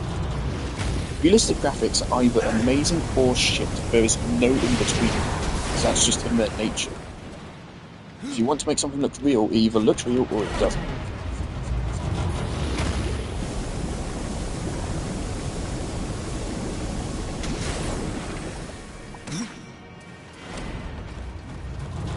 Look at fucking Supermassive Games, for example. Until Dawn looks great because its graphics are amazing, its animations are amazing. Final Fantasy VII looks great because it looks realistic and its animations are fucking incredible. As well as also the level of detail on the counter models is insane. If you're going for realistic graphics, it needs to fucking...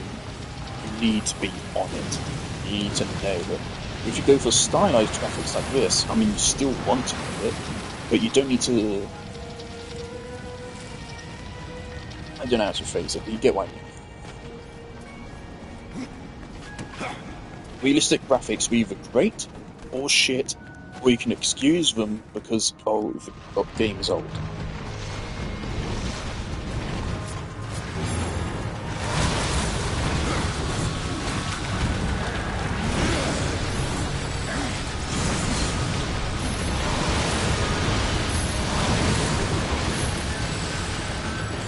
Come on, let me keep scaling up my damage.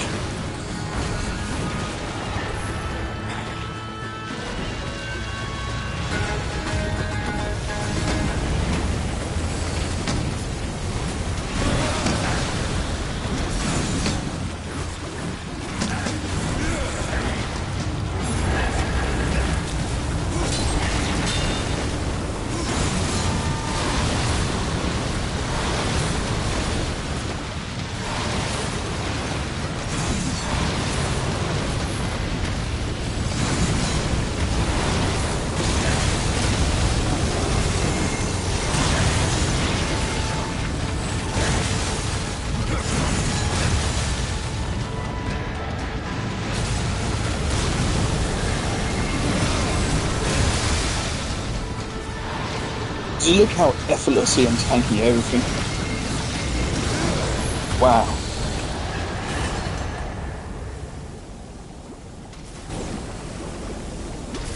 I've officially passed into a rambling stage. I mean, the point is, this game's really good. Impossible. I mean, devs most definitely did not deserve to get shut down.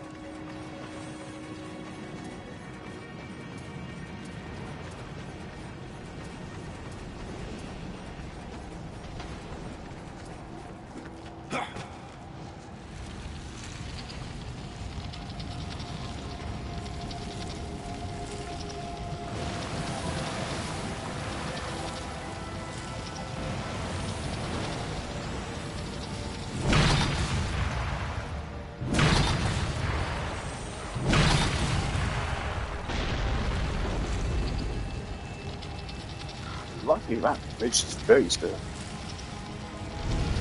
They are making this.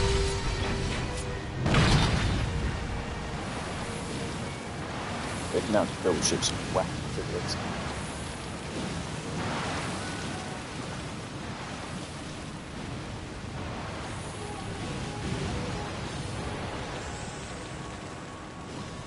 Interesting, we have to investigate that a little further.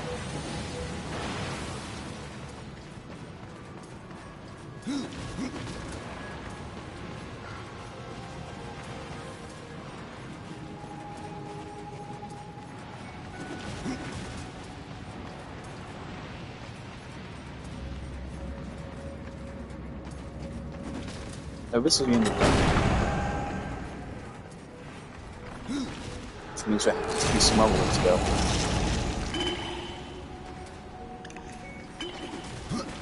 Don't be evaporations. Fuck you. You need 6 fucking healing potions.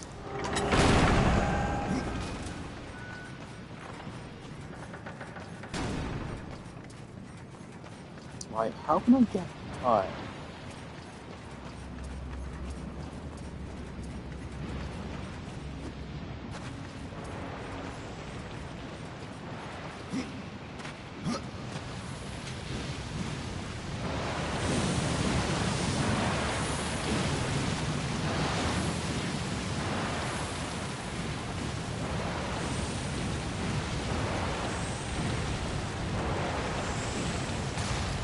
Seems like it's on this.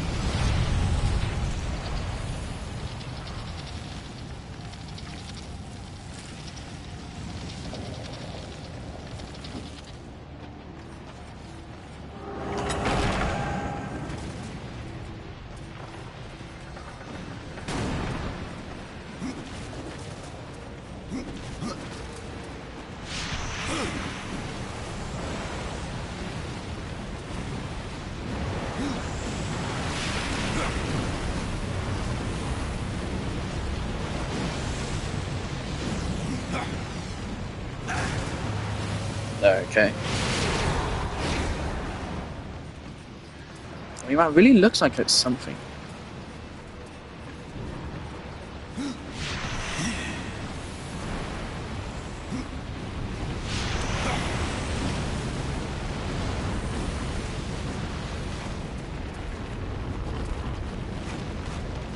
That really looks like it could be something.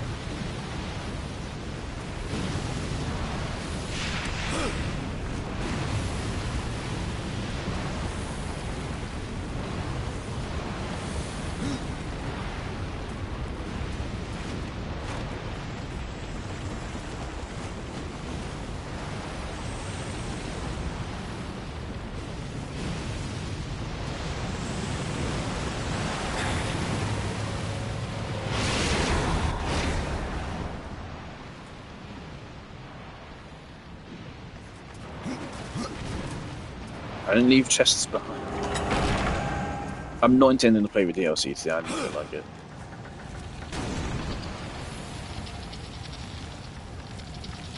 Where is it? It's almost 6 o'clock.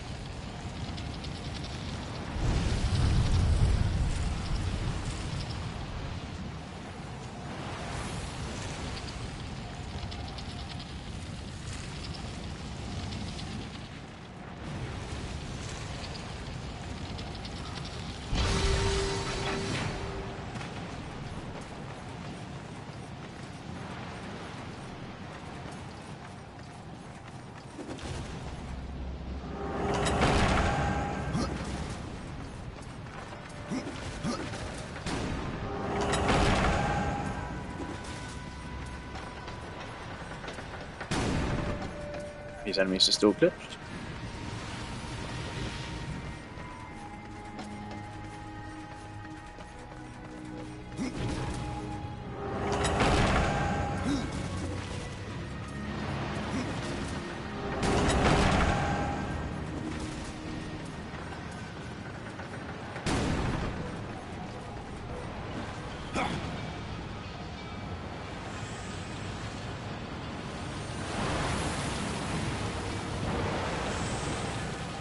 Tempted in food, but you really don't see it.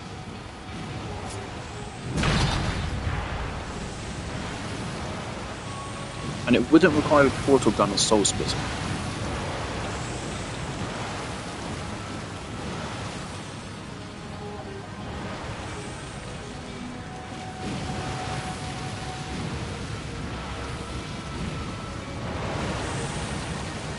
Motherfucker.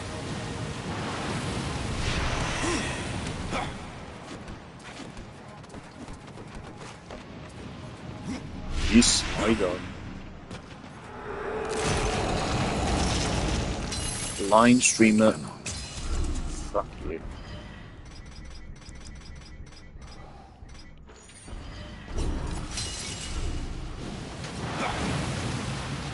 Alright, let's see how fast we can kill Gorn. Since all the other enemies have scaled up with us, I imagine he has as well.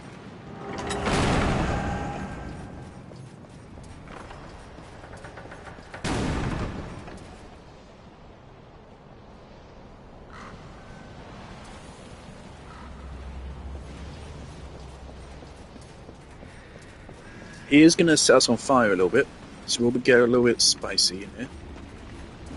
Shouldn't too hard.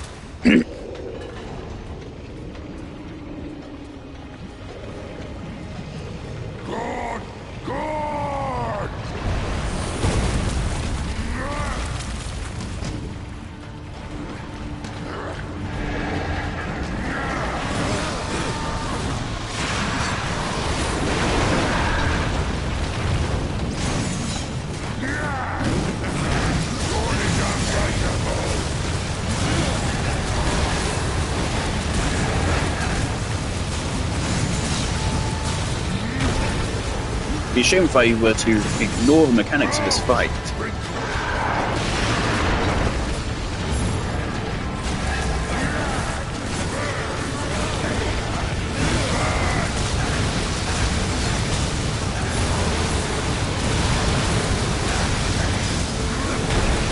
And when you look at it, he's dead.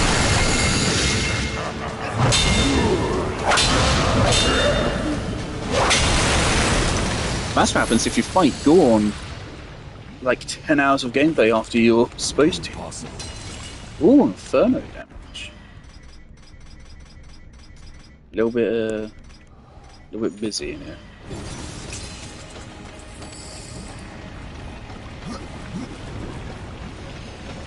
That's it.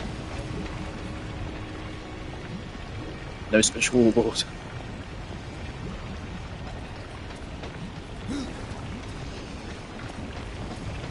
Not even a chest?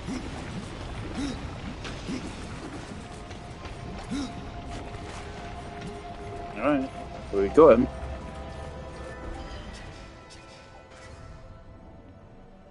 Alright, and Mrs. will want to know.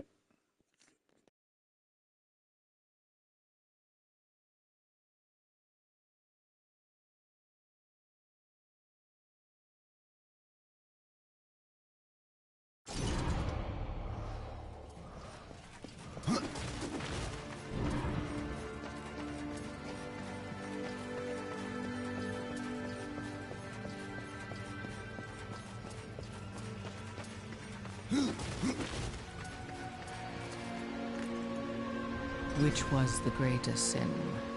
To create a monster, or to send you to kill it? Either way, it is finished. Then Gorn's nightmare has ended, at long last. I can still see the spark of life burning inside him, turning him to slag. May the stone forgive us, horsemen. I cannot forgive myself.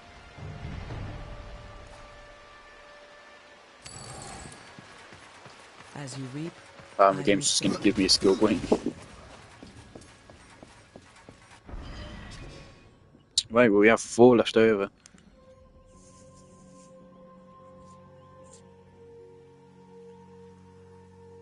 Harvest has definitely done us well.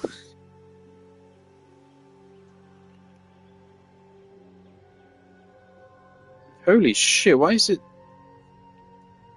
Why even numbers gone up there? I don't think we leveled up. Oh, are we... Oh, we're hard stuck at level 22 until we go to New Game Plus. Oh. I just noticed that. Our XP bar is empty.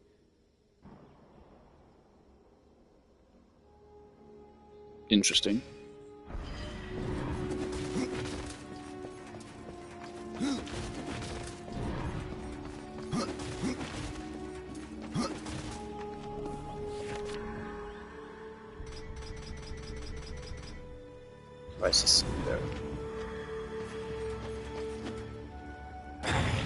I don't think I would want to go into New Game Plus without, you know, basically 100%ing the game.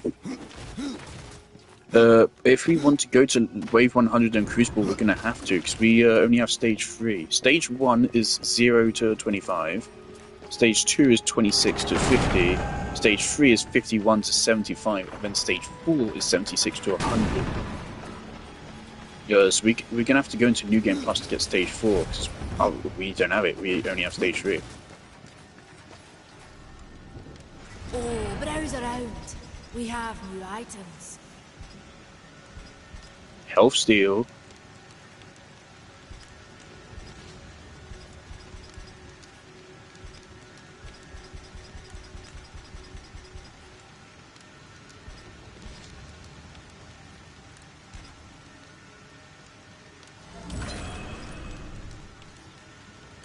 Valis will put that to good use.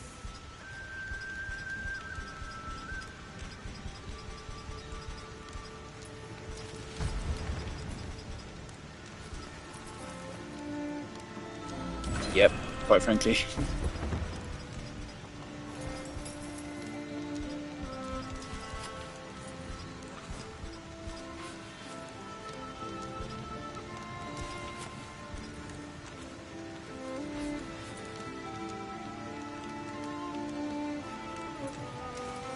Also, there really should be a compare button to directly compare them to your current gear.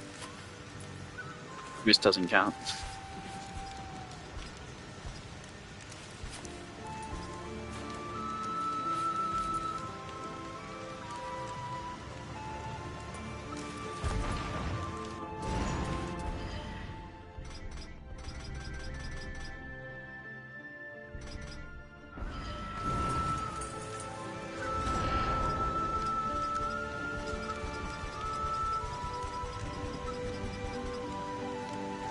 This should go nicely with the others.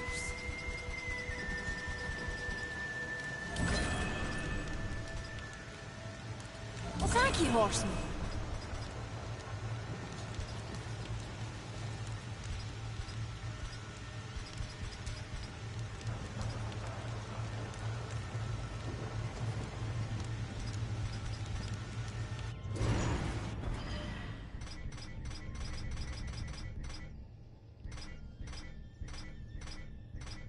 Right, so we get an extra 8 defense, which isn't crazy, but is there. An extra 45 strength, which is plus 90 damage. And we also get another 9 crit damage. So out of there, that's a nice buff.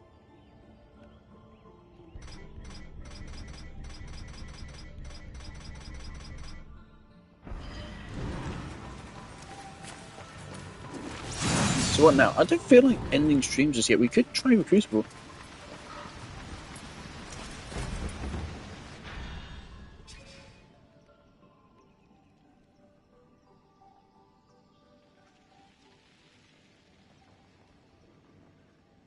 I mean, there's not much else we can enhance other than this, is there, really?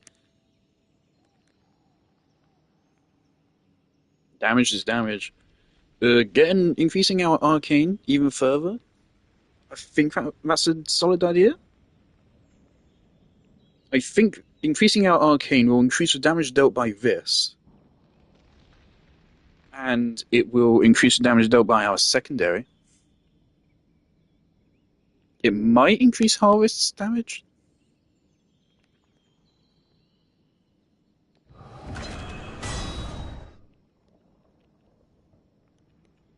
Don't care about damage reflection.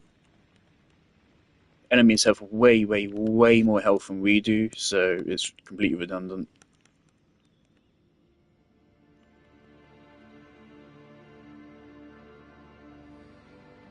This damage isn't bad. The unfortunate thing is that the chance doesn't seem to go up at all.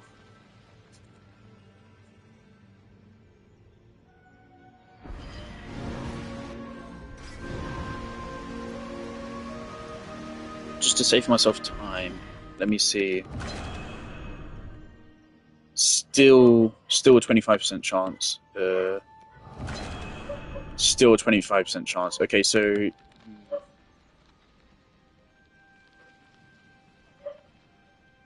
I mean, leveling them up is better than literally nothing, but I mean, I suppose yeah, it's better than literally nothing. There's nothing else to level up. I'm not going Necromancer, not yet anyway. Thing is, going Necromancer, because regardless I'm getting Aegis Guard, that would actually mean I would be overall probably investing less. I probably still want Teleport Slash. Just Teleport Slash is just a really good power to have. But I would be able to max out everything.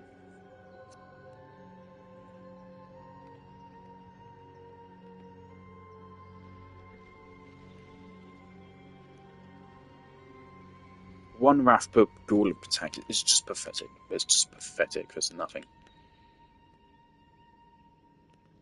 I think I'm just going to keep this. I just wish there's a higher than 25% chance. But I think part of the point is that it's a low-cost power, so you can just spam it. If you really want that. Why are the numbers going up even further? Is it because I equipped Strength Gear? It might be because of that.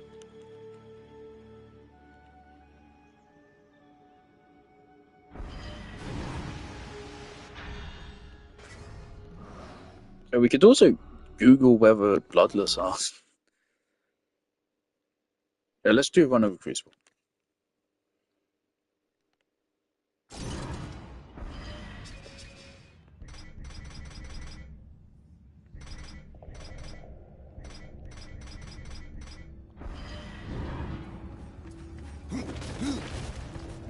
Now, last time we tried this, I think was not long after we entered the Land of the Dead. We've gotten a good bit stronger since. What are the lore implications of the fact that's the same kind of stone as Samael's chamber?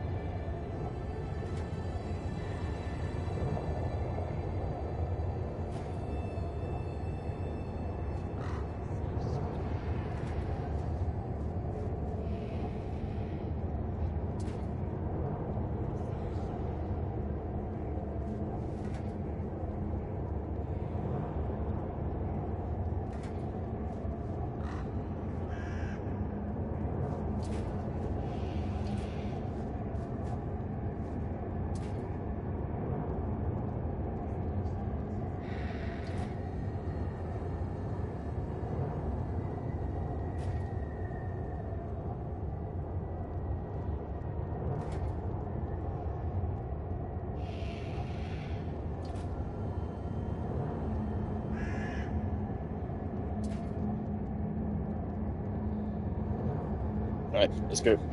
Where do you wish to start? We should at least go to level 25, so this actually makes progress on it. Pretty sure your Crucible progress carries over between New Game Plus.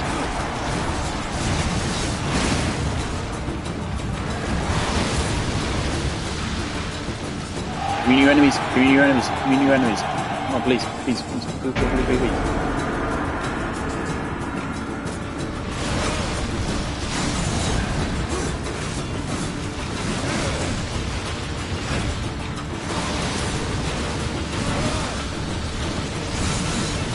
Obviously, being able to regenerate health and Wrath whilst Wrathless is really good.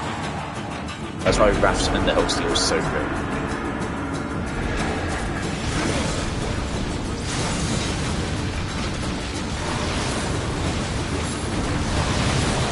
$10,408. Also, of course, Harvest now gives comparable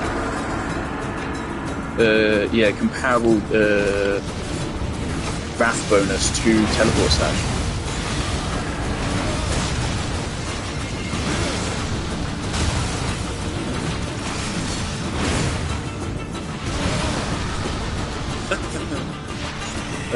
Gosh.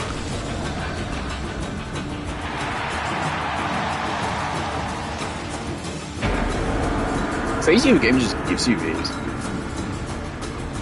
So Wrath and Lifesteal is changing.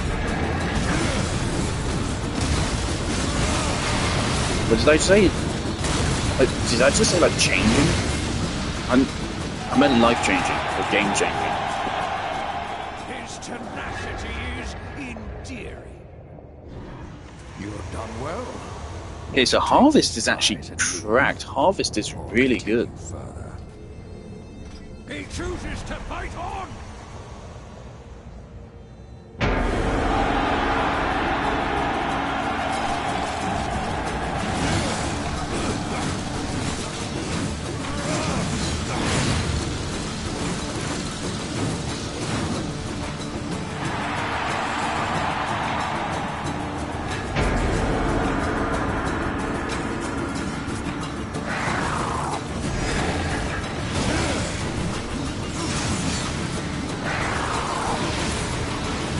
Oh my god. I love Harvest. Feels like a fucking cheat code.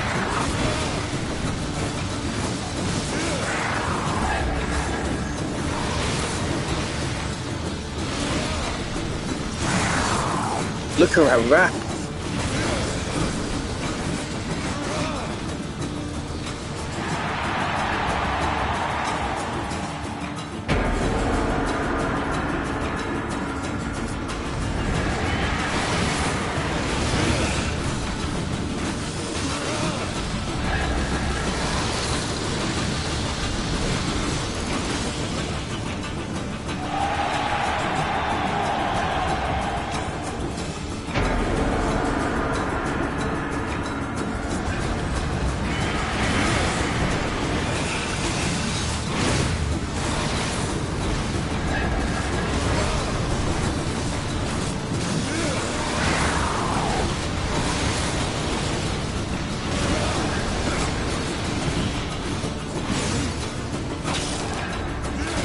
You can see Aegis Guard's damage coming in, like I was expecting. I believe this one may go far. I think we can definitely make this 25. Hey, still miss. We are nowhere near struggling yet. Freedom you want, or more punishment. He chooses to Now, if there was a way to make it so that, like, if Harvest, if I was remaking the game, I would add a trait which made it so that Harvest scaled directly off your side stats, which would mean that Harvest could gain life and Wrath Steal. Would that break the game? Yes, that's the entire point.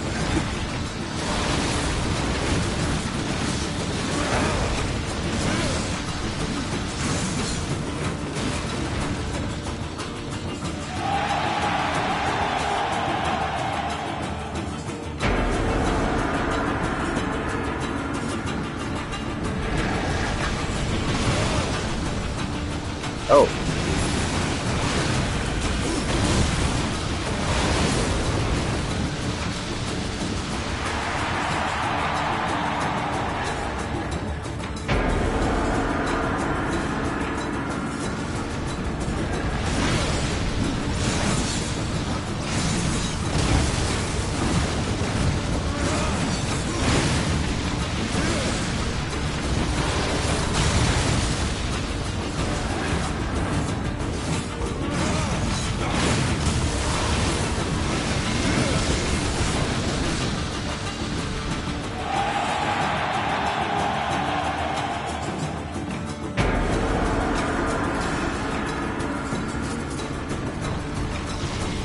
Right. I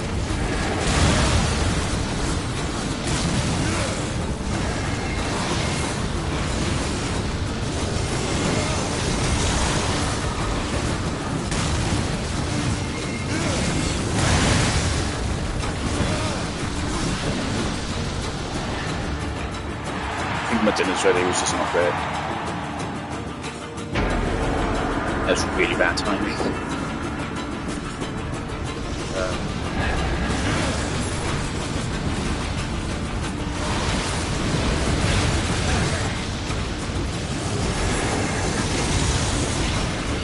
But that's straight up gone. It's not even like a copycat gone, it's gone.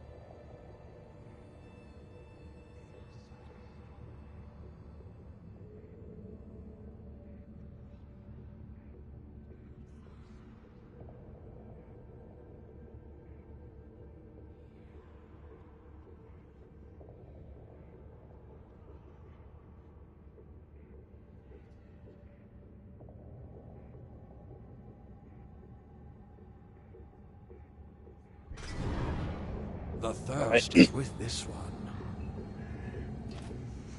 You have done well. Would you take this prize and leave? Or continue further? He chooses to fight on! Right.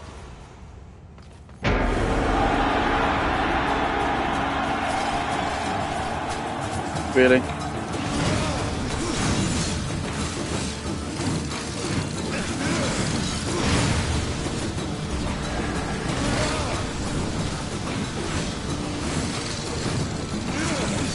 That's part of why I got the Sega Scarred upgrade, because I knew it would deal with stingers really well.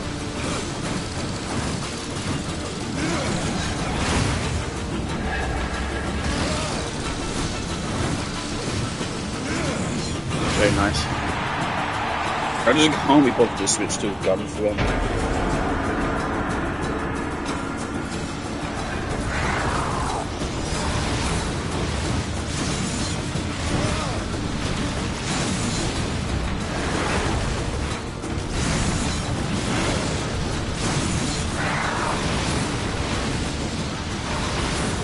Bit passive fun, isn't it?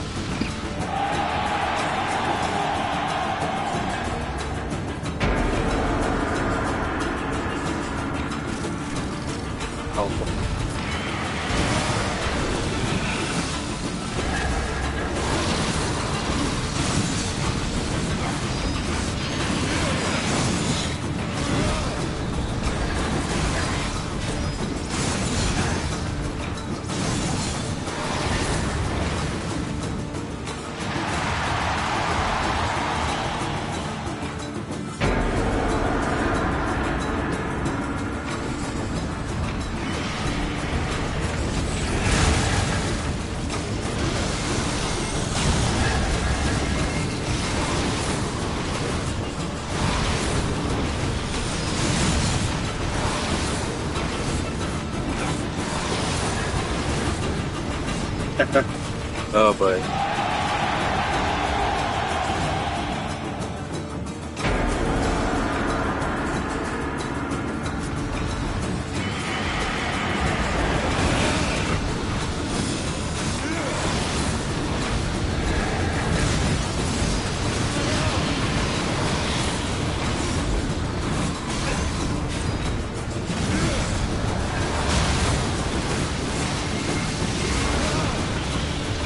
So silly. It's so silly. A tireless avenger, are we? You have Wonder, this is still like the easy stage of the so Crucible. far. Is it the prize and freedom you want, or more punishment? He chooses to fight on!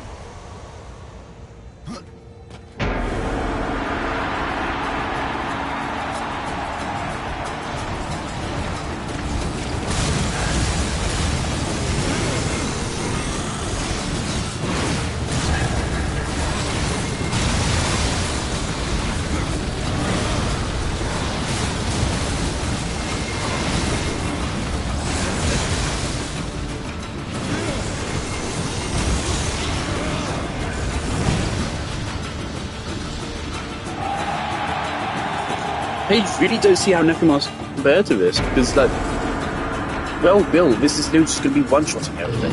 Oh, hello.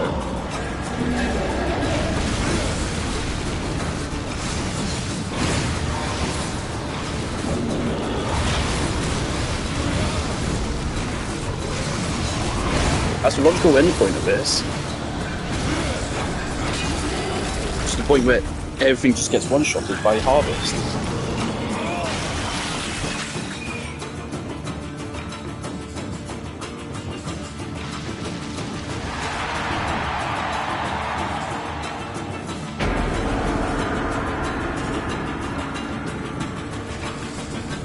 Hello, Gorwood. So, you know, he took the chance for a screenshot. If you don't mind.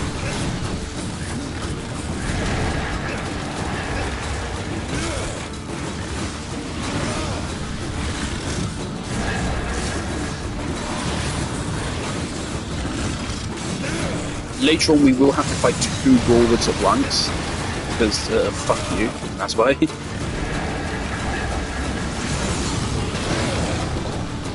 Whoa! I don't know what happened there, but something happened. Maybe right here we have to fight two lords. Oh, it's gone.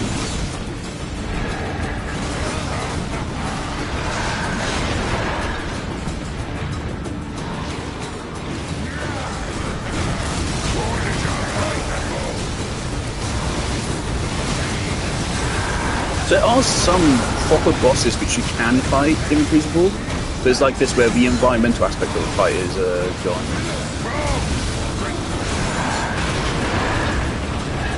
He is dealing some damage to us.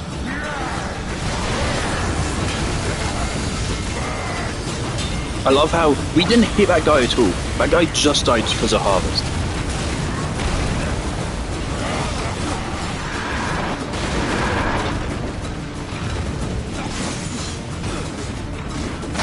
Oh, we have to do an execution. Okay.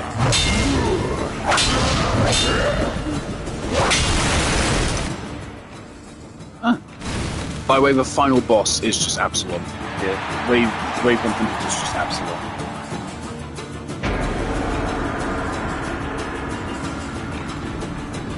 Don't have to fight Samurai, however.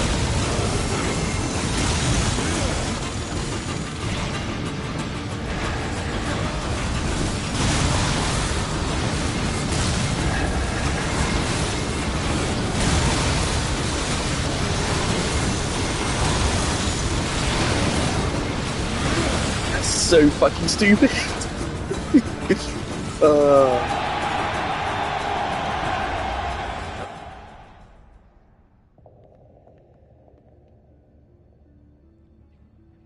Tireless Avenger, are we?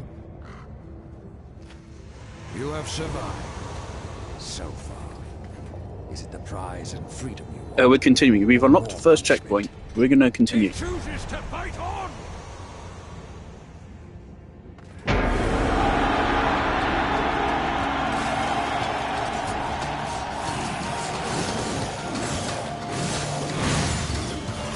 What level was that? 35? Excuse me.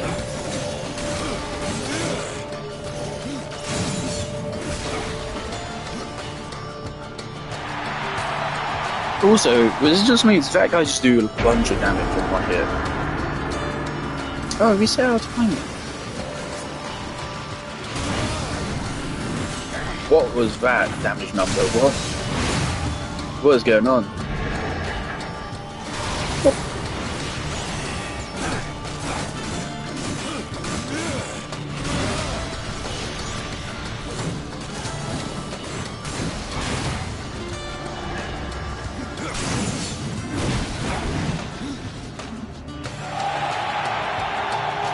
Things, yeah, our best form of DPS is now just alternating between this and then Harvest. Just rapidly switch between the two of them when we fetch our buffs.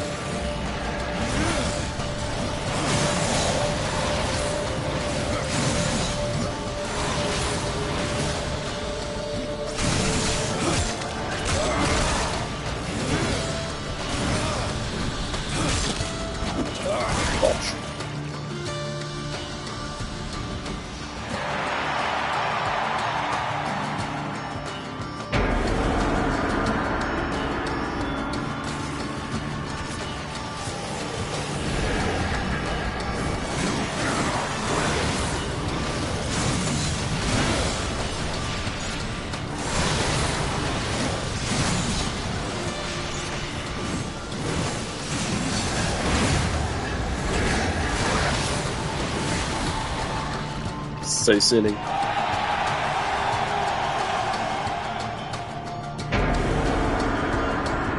Taking a lot of clips right now.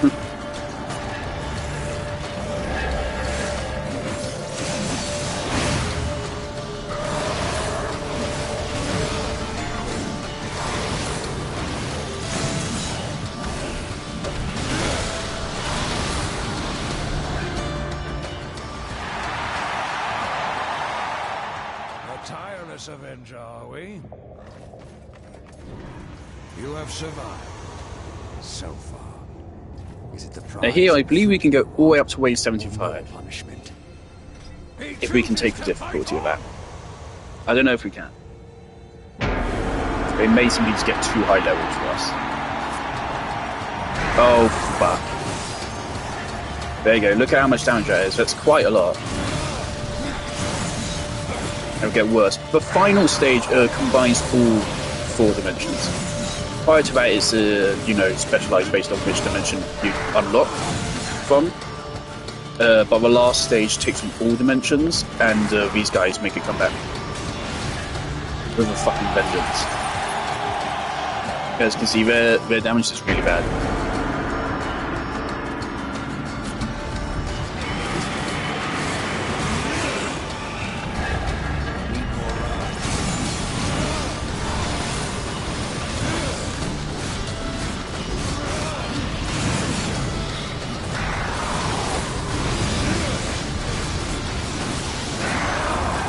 How did I get frozen? Oh my god, look at that damage.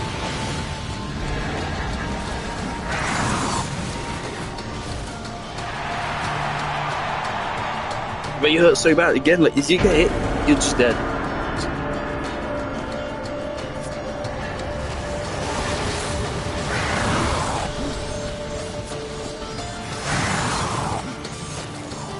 And look how fast you move. You're not going to get hit.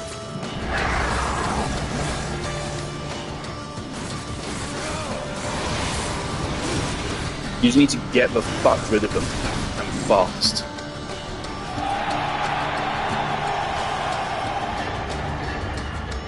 The resistance would help, but still, like, look right, it took out half my health.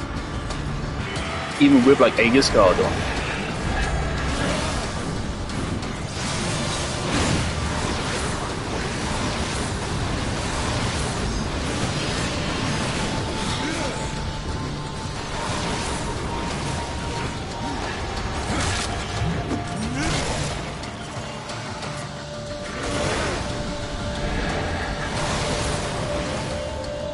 That was a waste of health.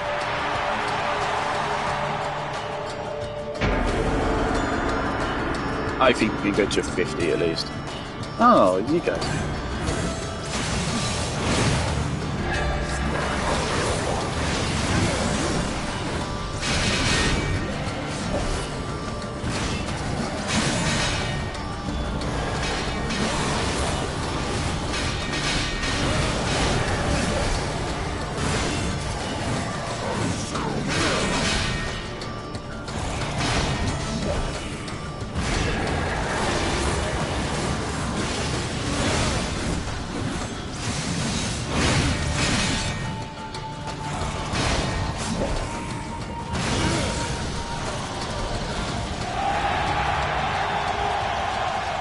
I don't remember if you get any XP for this.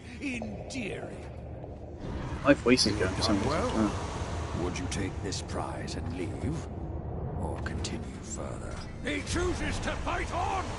Now the game might just give us like a more $1 billion for this, because this is pretty fast going just one go. Oh, hello there.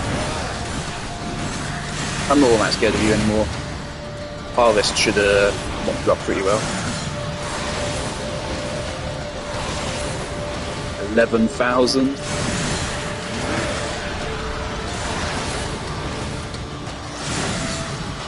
Yep.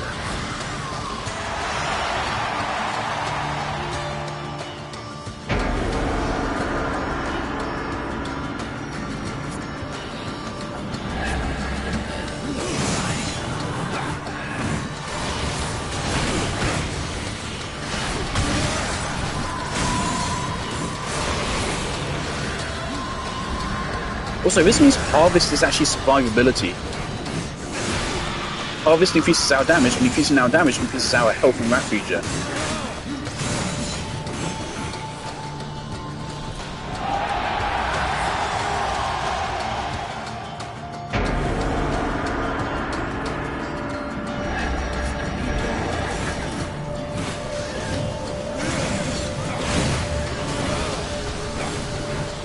Something in my mind just told me that I would need Aegis Guard, and what do you know, I would.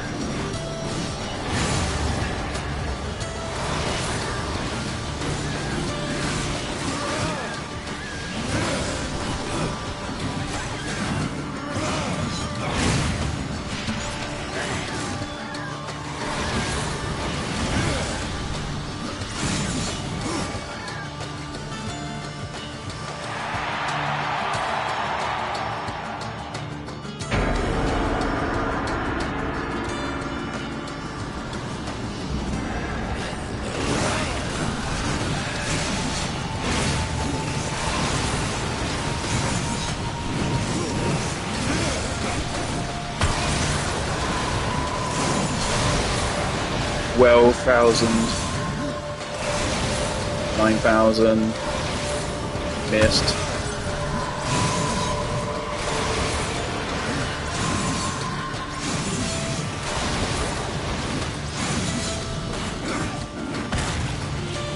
Bit.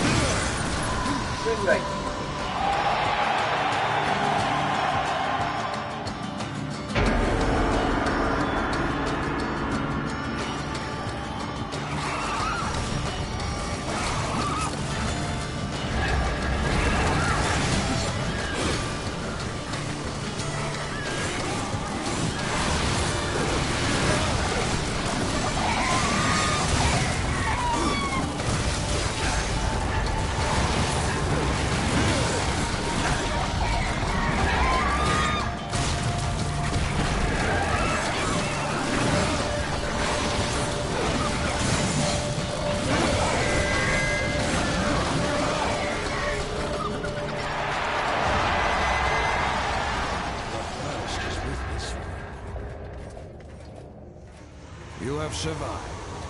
So far. Is it the prize and freedom you want, or more punishment? He chooses to fight on! With the Angels, 51 to 75, we're probably looking at another big difficulty jump.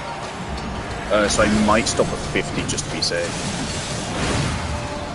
Otherwise we lose out again.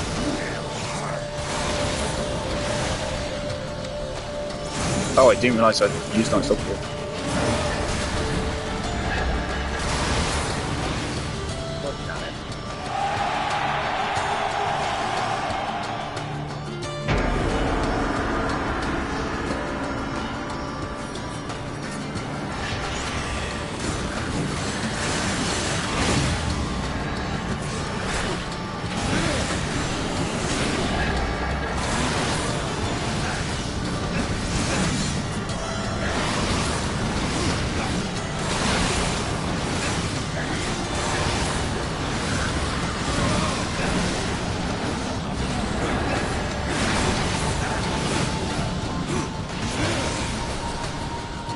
Right, very nice.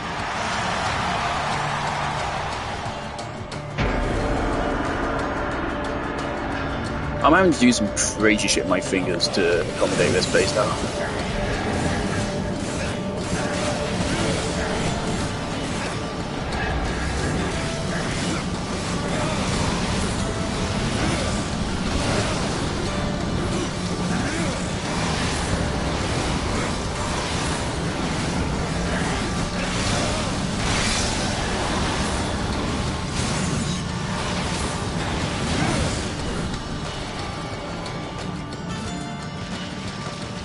I mean, I'm liking it, and you can't say it's not a caster playstyle, because it fucking is, isn't it?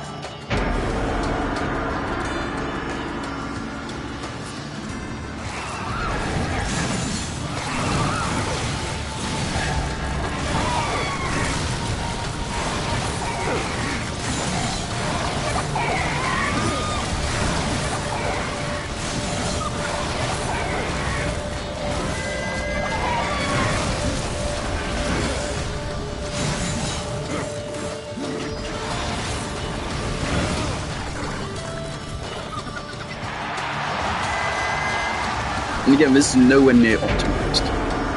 This is literally what the game gave me for free. Ah!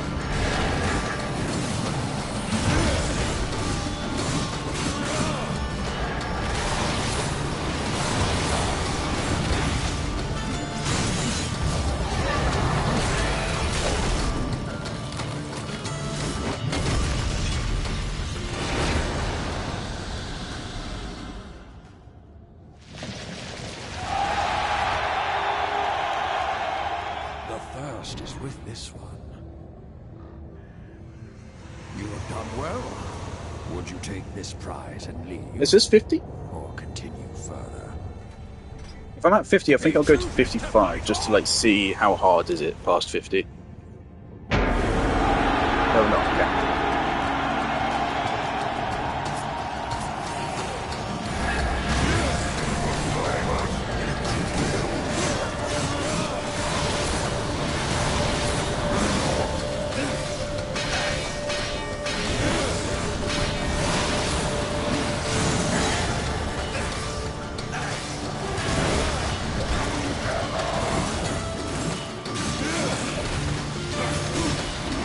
you can see, when Aegis Guard runs out, that shock damage increased massively.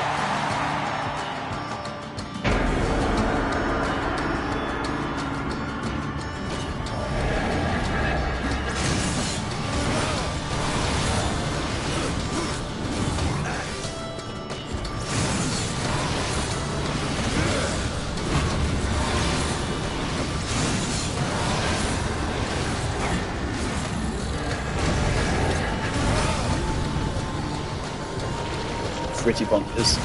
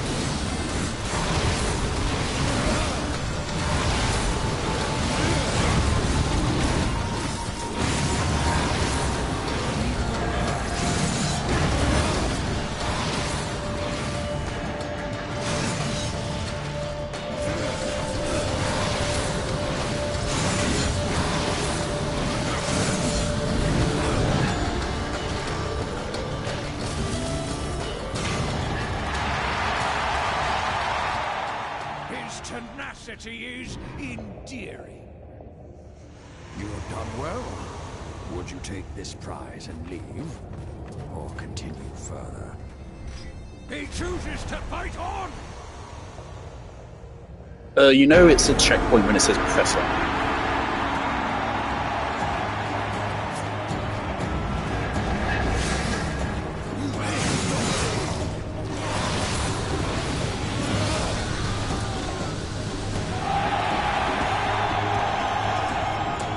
I feel like Harvest is going to be really good with the Angels, because the Angels partially rely on trying to overwhelm you. Yes, be careful, because it's potentially possible they'll just whap out a one-shot kill move.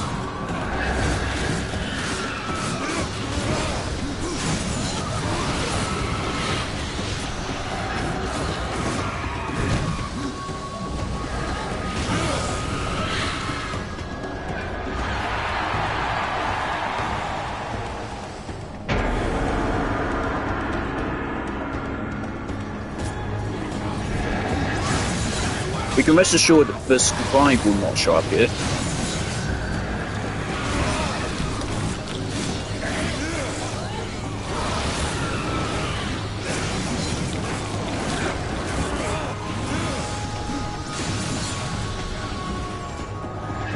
Scribe and the Archon won't show up here.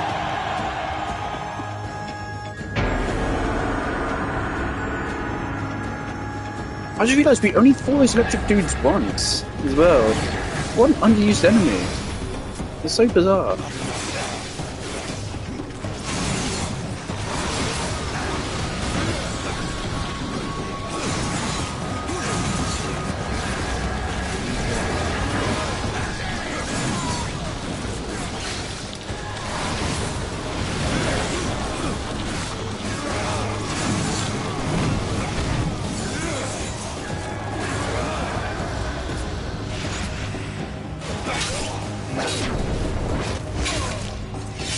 go.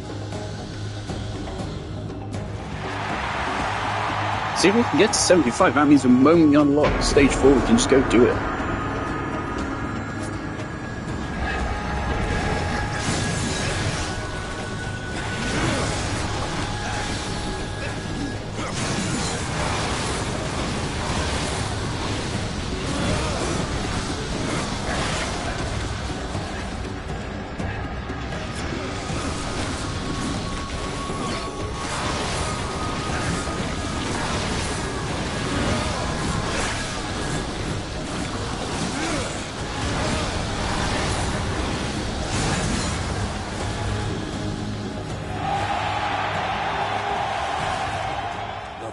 Is with this one. So I just stage 5. You have survived. So I think we can keep going. is it the prize and freedom you I mean, want? this is only going to be the angel enemies. Oh, we are going to have to fight the some of the enemies from Earth, I think.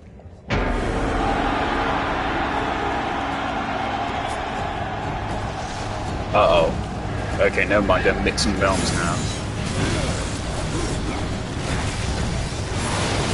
That changes things. That means anyone can show up. It's not like I've memorized the waves. Also 14,000 damage hit. But yeah, give me numbers. Give me big crowds to deal with. Oh fuck.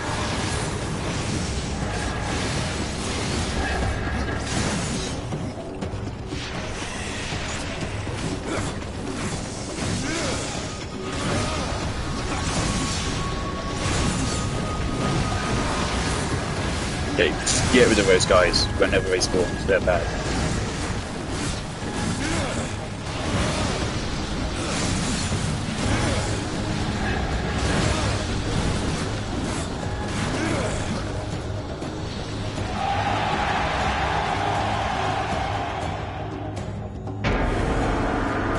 We should start casting Aegis first, just in case, you know, anyone wants to one-shot.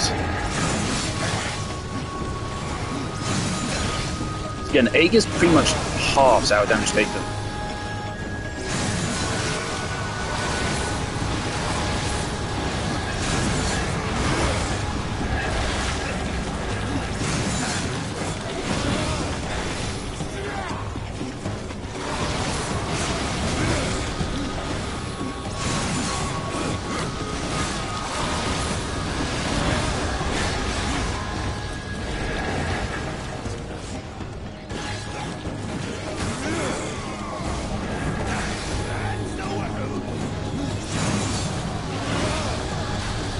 I could have used an execution on that guy ages ago, but I didn't feel like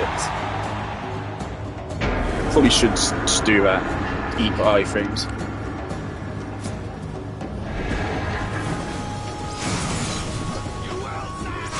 This is just angels? Just angels, okay. Just need to get Harvest going. Be careful of their ranged attack.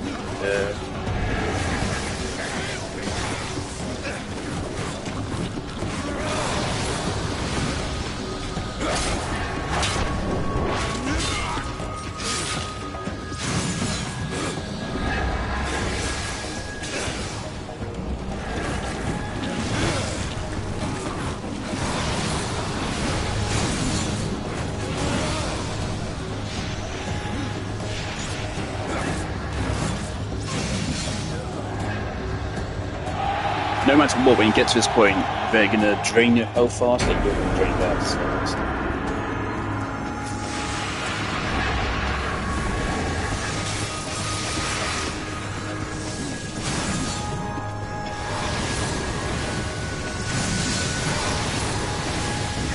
Harvest is so good at dealing damage. Oh my god, their after death damage roll. That's so high. With this one.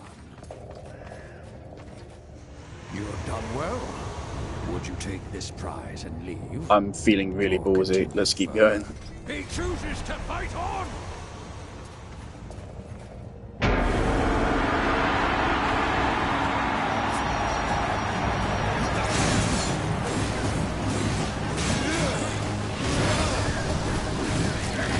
why even have these stages at this point? Like, these aren't hard, they're kind of just annoying.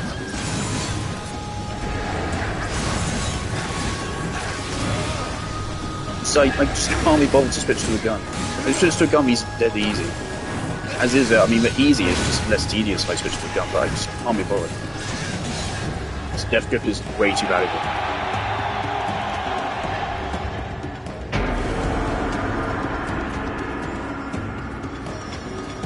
Okay.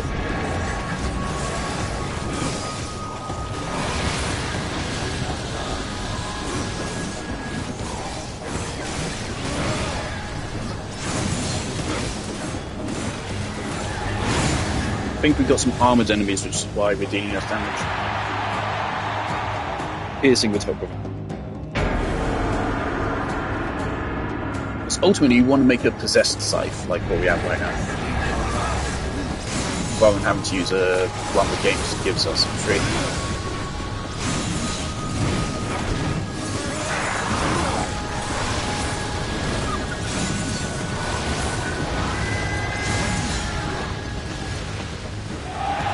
Of course, this is doing just fine for now.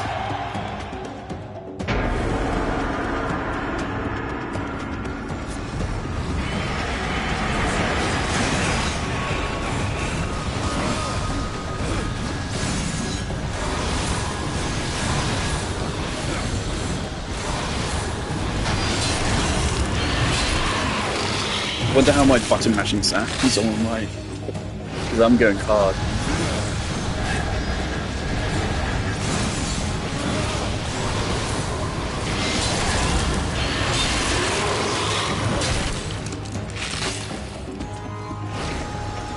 Also, don't forget, you can also use Reaper mode in an emergency.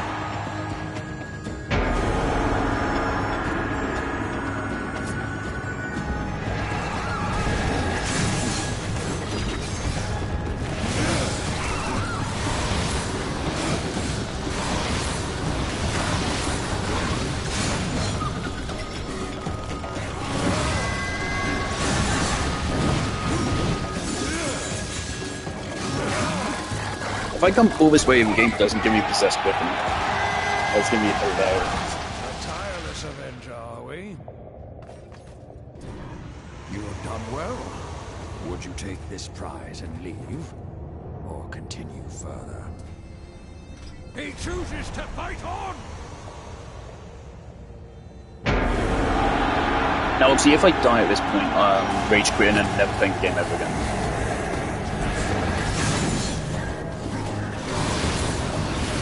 Oh, you're right. Of course, it's mixing realms. Because this isn't unlocked at the end of Lost Light. This is unlocked at the end of Black Stone. So yeah, this is counting everything up to demons. Shit. Stage 4 is new game class. We're gonna have to fight demons. We're gonna have to fight. I've underestimated this.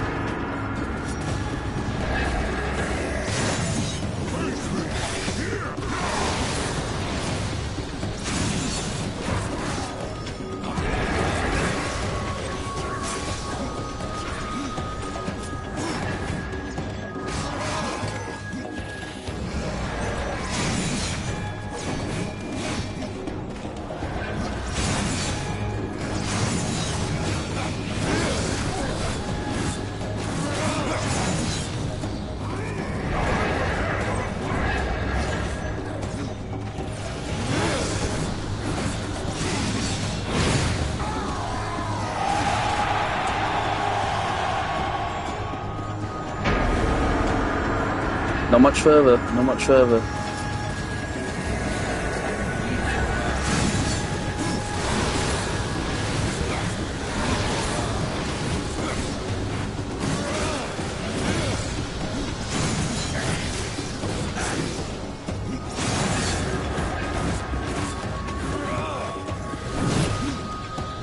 Bastard.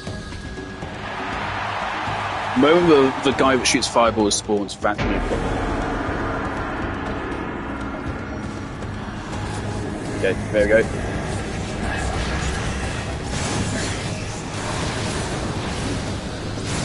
You die immediately.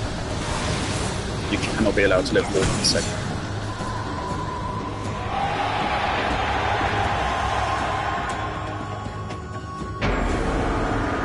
Wave 70.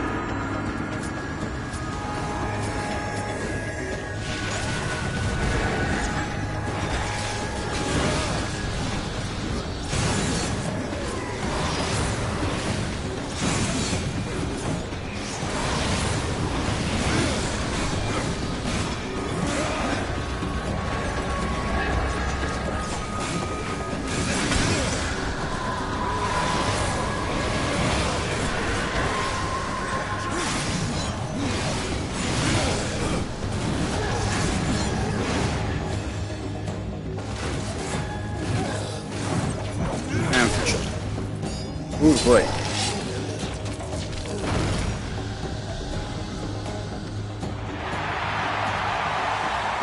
5 waves. 5 waves. We managed to clear 75 waves of Crucible in fucking level 22. So far. The power of these sides cannot be understated. The game just gives you the... Oh my god.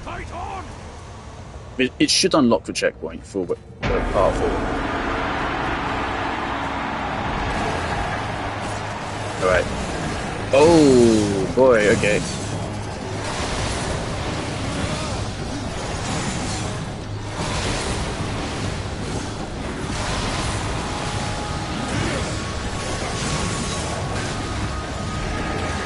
Yeah, anything ice related, always keep Aegis Guard up.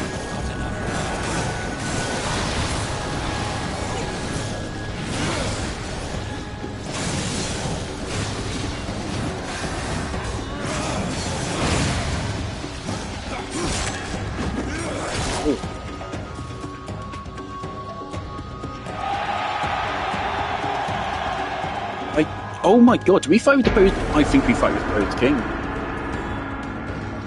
I'd forgotten about that, I think we do.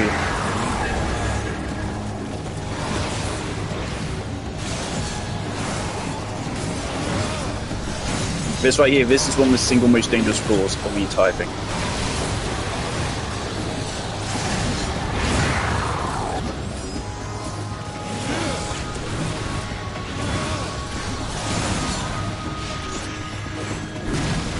And we just cleared it. Wow.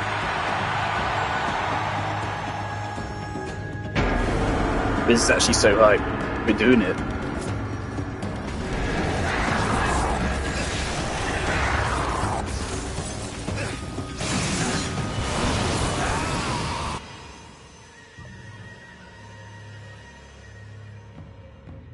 There you go. That's it. That's it. That's how it goes.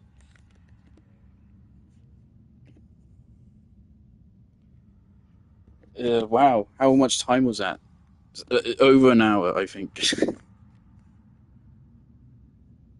Oh my god. It wasn't even ended by a fire guy. And like I said, one shot, one hit. One hit does more than enough to take out more than your entire health box. It's damage over time as well. I don't feel like damage over time should kill you.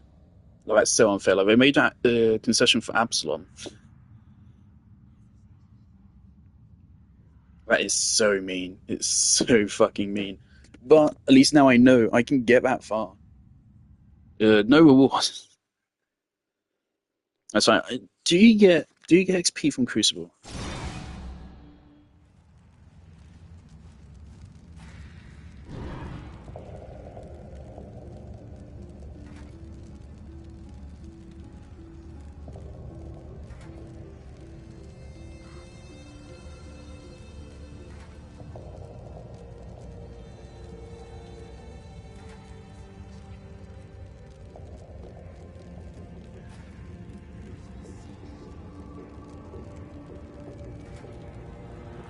All right. I need to say, I did say I would back out.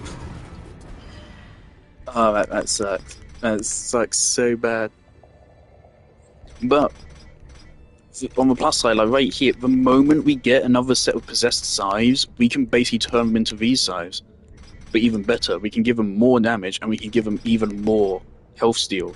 And we have Wrath Steal as well, don't we, right? Yep.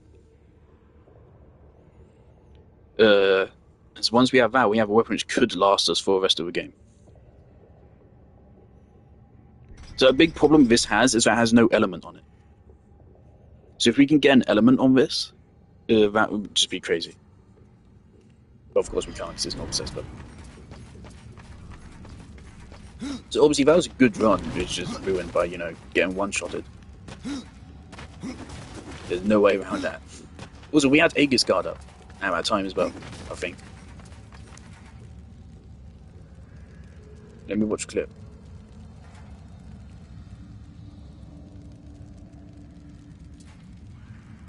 Yeah, Aegis Guard was up.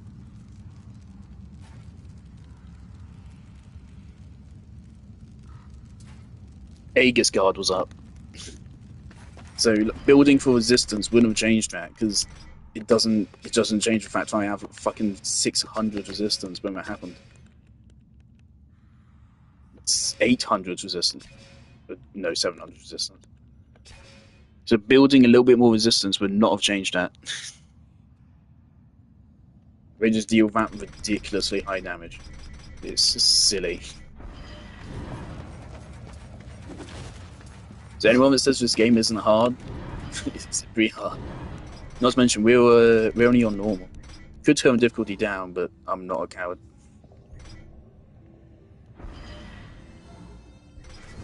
But that's that. So we've completed the game now. I would like to come back to 100% with Crucible, but we have to go to New Game Plus for that, and I don't know how I feel about that. I don't want to. Nah.